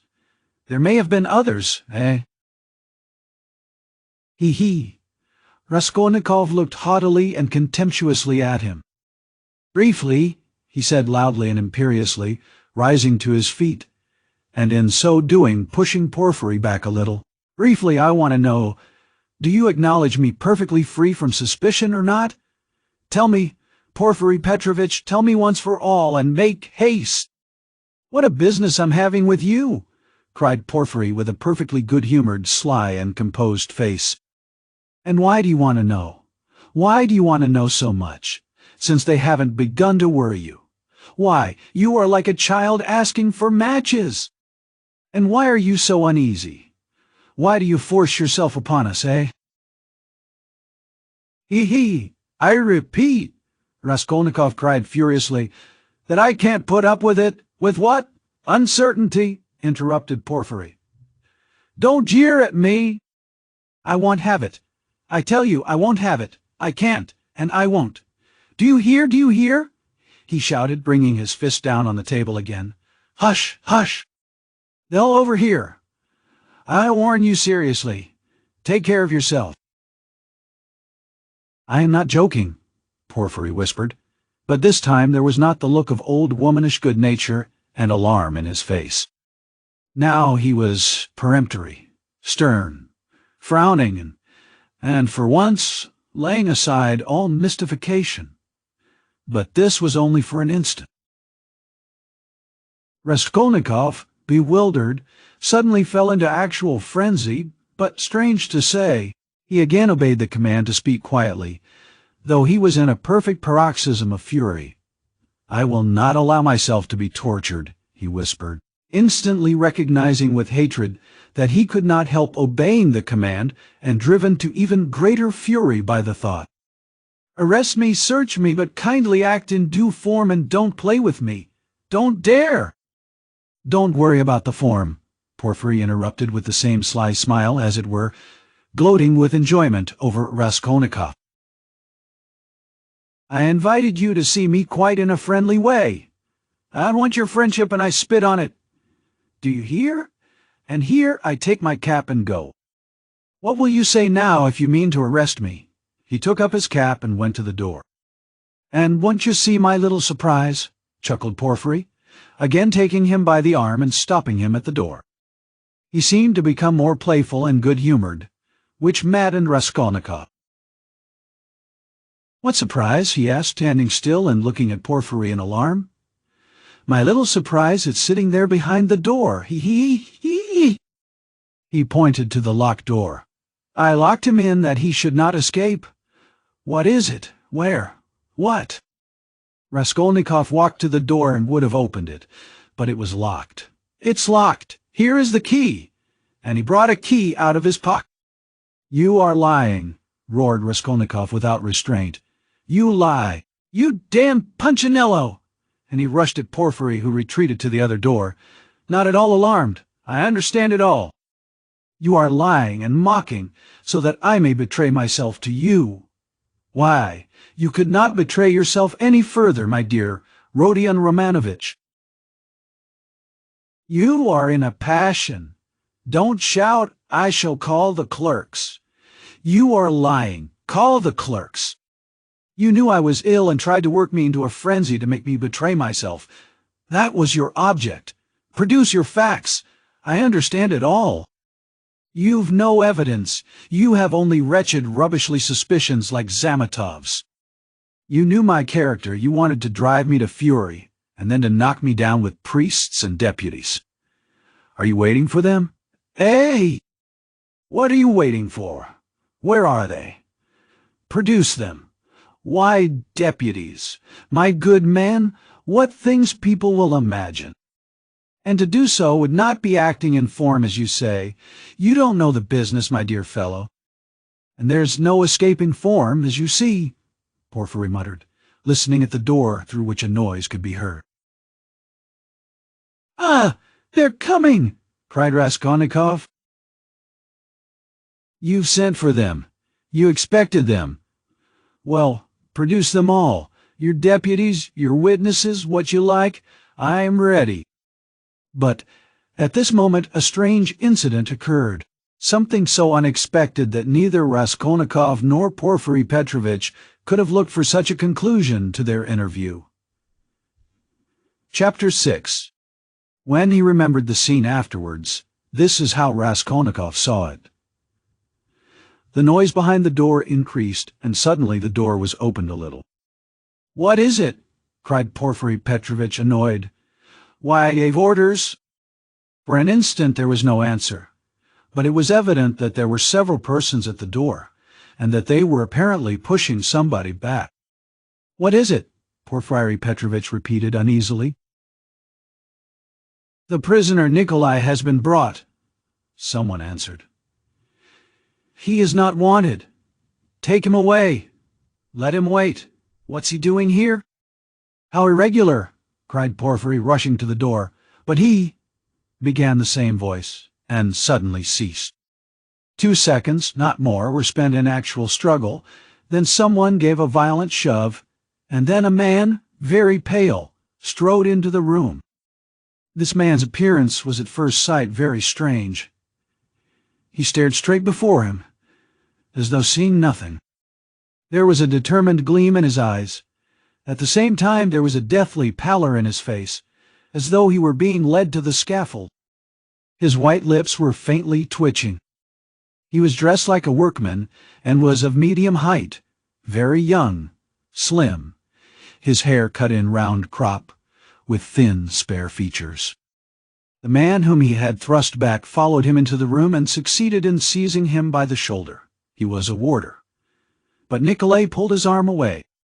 Several persons crowded inquisitively into the doorway. Some of them tried to get in. All this took place almost instantaneously.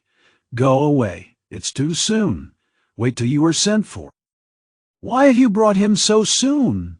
Porfiry Petrovitch muttered, extremely annoyed, and as it were thrown out of his reckoning. But Nikolai suddenly knelt down. "What's the matter?" cried Porfiry, surprised. "I am guilty. Mine is the sin." "I am the murderer," Nikolai articulated suddenly, rather breathless, but speaking fairly loudly. For 10 seconds there was silence, as though all had been struck dumb. Even the warder stepped back, mechanically retreated to the door, and stood immovable. "What is it?" cried Porfiry Petrovitch, recovering from his momentary stupefaction. "I am the murderer," repeated Nikolai, after a brief pause. What? Whom did you kill?" Porfiry Petrovitch was obviously bewildered. Nikolai again was silent for a moment. "Alyona Ivanovna and her sister, Lizaveta Ivanovna. I killed with an axe." Darkness came over me, he added suddenly, and was again silent. He still remained on his knees. Porfiry Petrovitch stood for some moments as though meditating, but suddenly roused himself and waved back the uninvited spectators. They instantly vanished and closed the door. Then he looked towards Raskolnikov, who was standing in the corner, staring wildly at Nikolai, and moved towards him, but stopped short, looked from Nikolai to Raskolnikov, and then again at Nikolai, and seeming unable to restrain himself, darted at the latter. "You're in too great a hurry," he shouted at him almost angrily. "I didn't ask you what came over you. Speak, did you kill them? I'm the murderer." "I want to give evidence," Nikolai pronounced. "Ah, what did you kill them with?" "An axe. I had it ready. Ah, he is in a hurry." "Alone?" Nikolai did not understand the question. "Did you do it alone?" "Yes, alone. And Mitka is not guilty and had no share in it. Don't be in a hurry about Mitka. Ah. How was it you ran downstairs like that at the time? The porters met you both. It was to put them off the scent."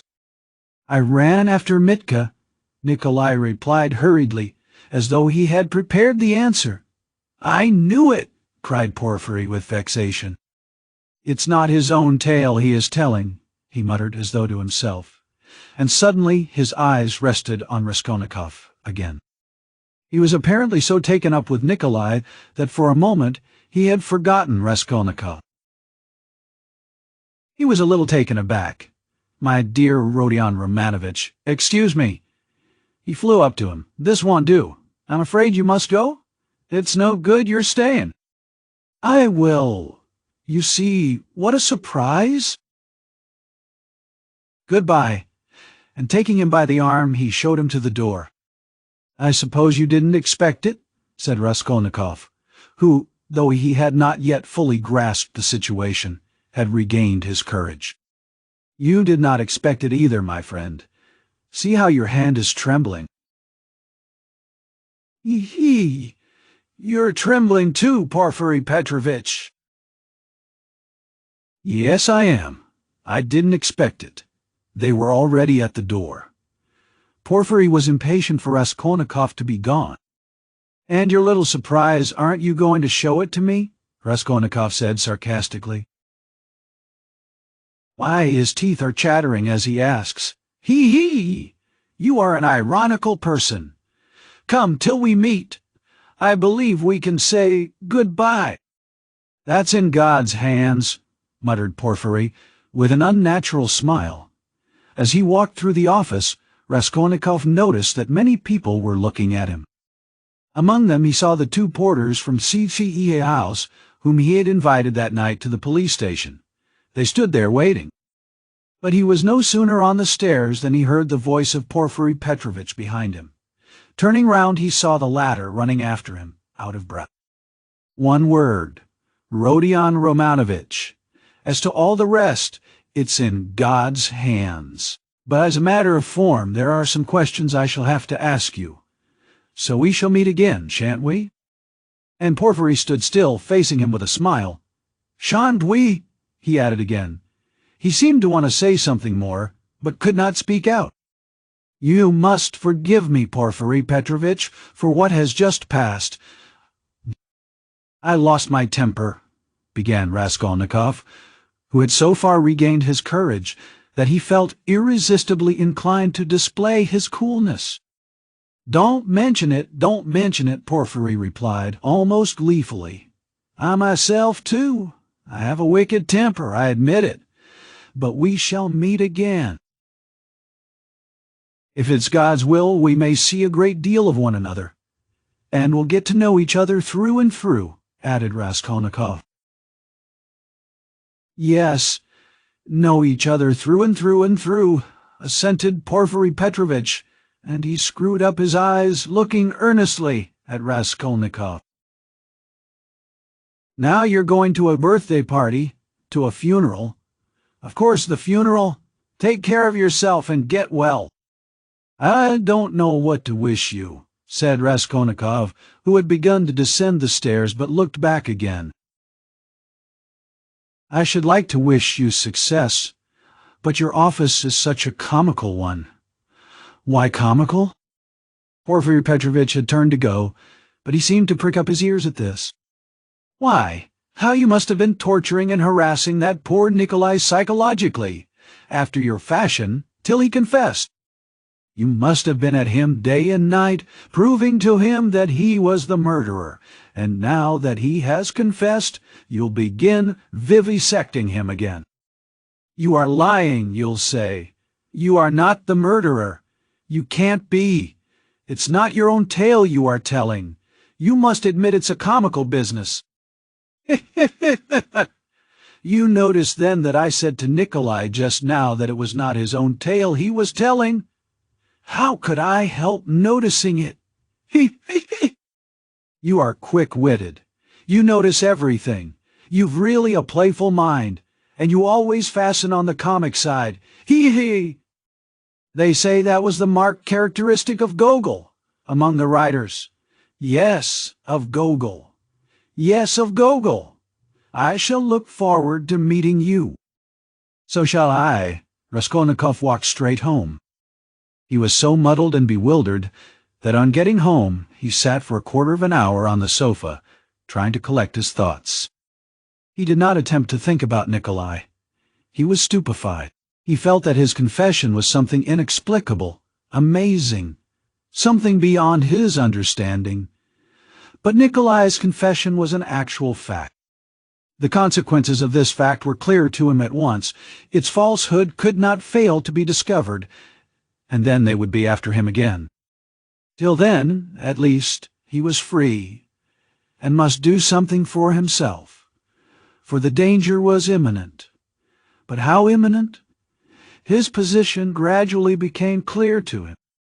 Remembering sketchily the main outlines of his recent scene with Porfiry, he could not help shuddering again with horror. Of course he did not yet know all Porfiry's aims, he could not see into all his calculations. But he had already partly shown his hand, and no one knew better than Raskolnikov how terrible Porfiry's lead had been for him. A little more and he might have given himself away completely, circumstantially. Knowing his nervous temperament, and from the first glance seeing through him, Porfiry, though playing a bold game, was bound to win. There's no denying that Raskolnikov had compromised himself seriously, but no facts had come to light as yet.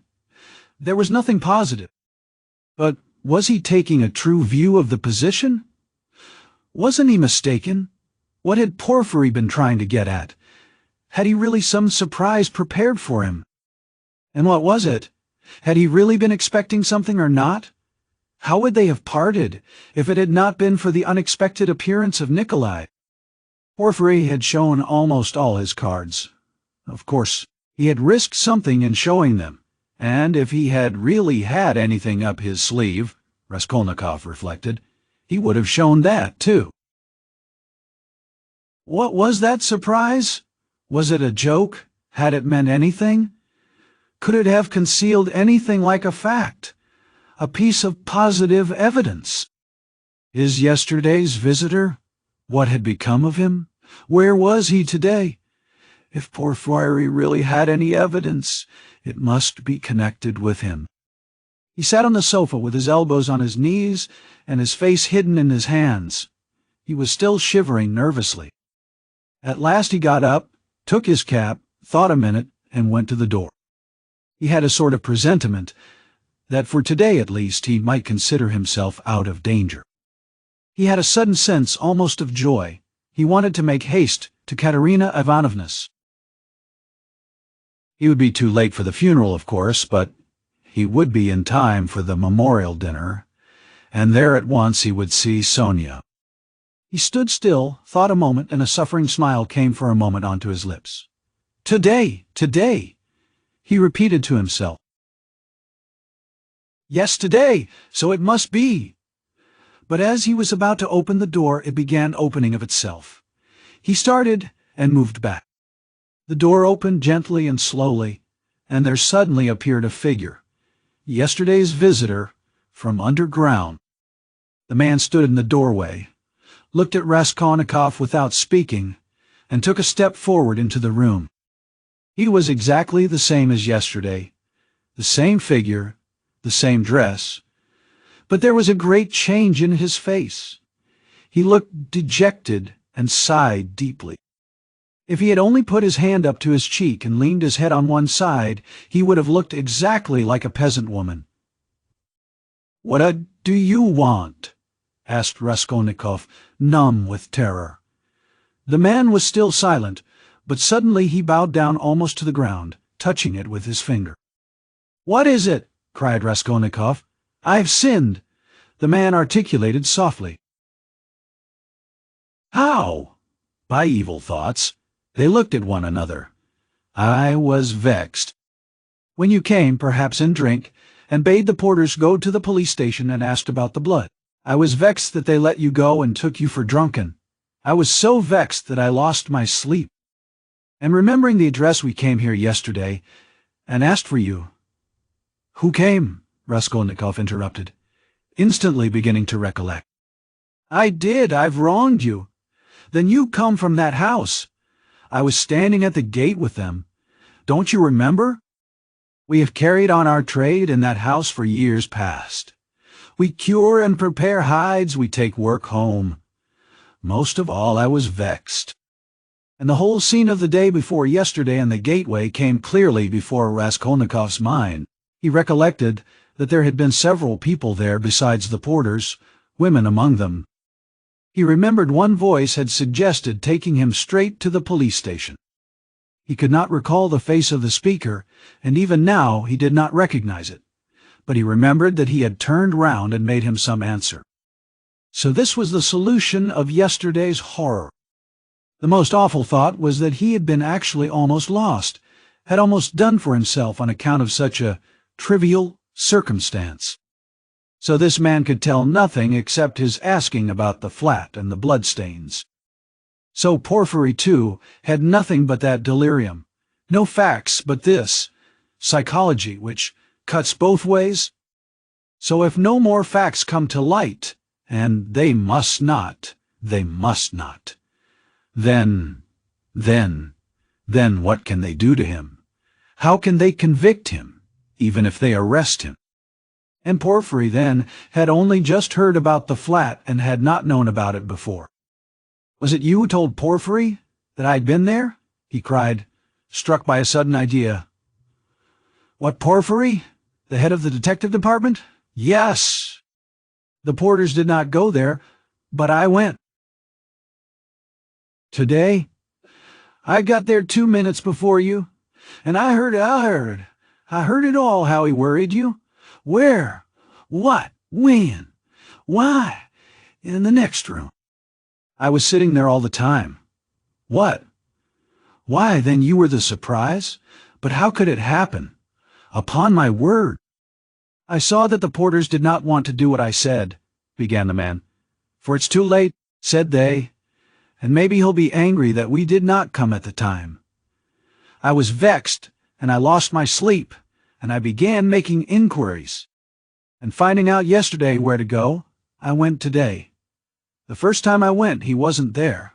When I came an hour later, he couldn't see me. I went the third time, and they showed me in. I informed him of everything, just as it happened, and he began skipping about the room and punching himself on the chest. What do you scoundrels mean by it? If I'd known about it, I should have arrested him." Then he ran out, called somebody and began talking to him in the corner. Then he turned to me, scolding and questioning me. He scolded me a great deal, and I told him everything. And I told him that you didn't dare to say a word in answer to me yesterday, and that you didn't recognize me. And he fell to running about again and kept hitting himself on the chest, and getting angry and running about.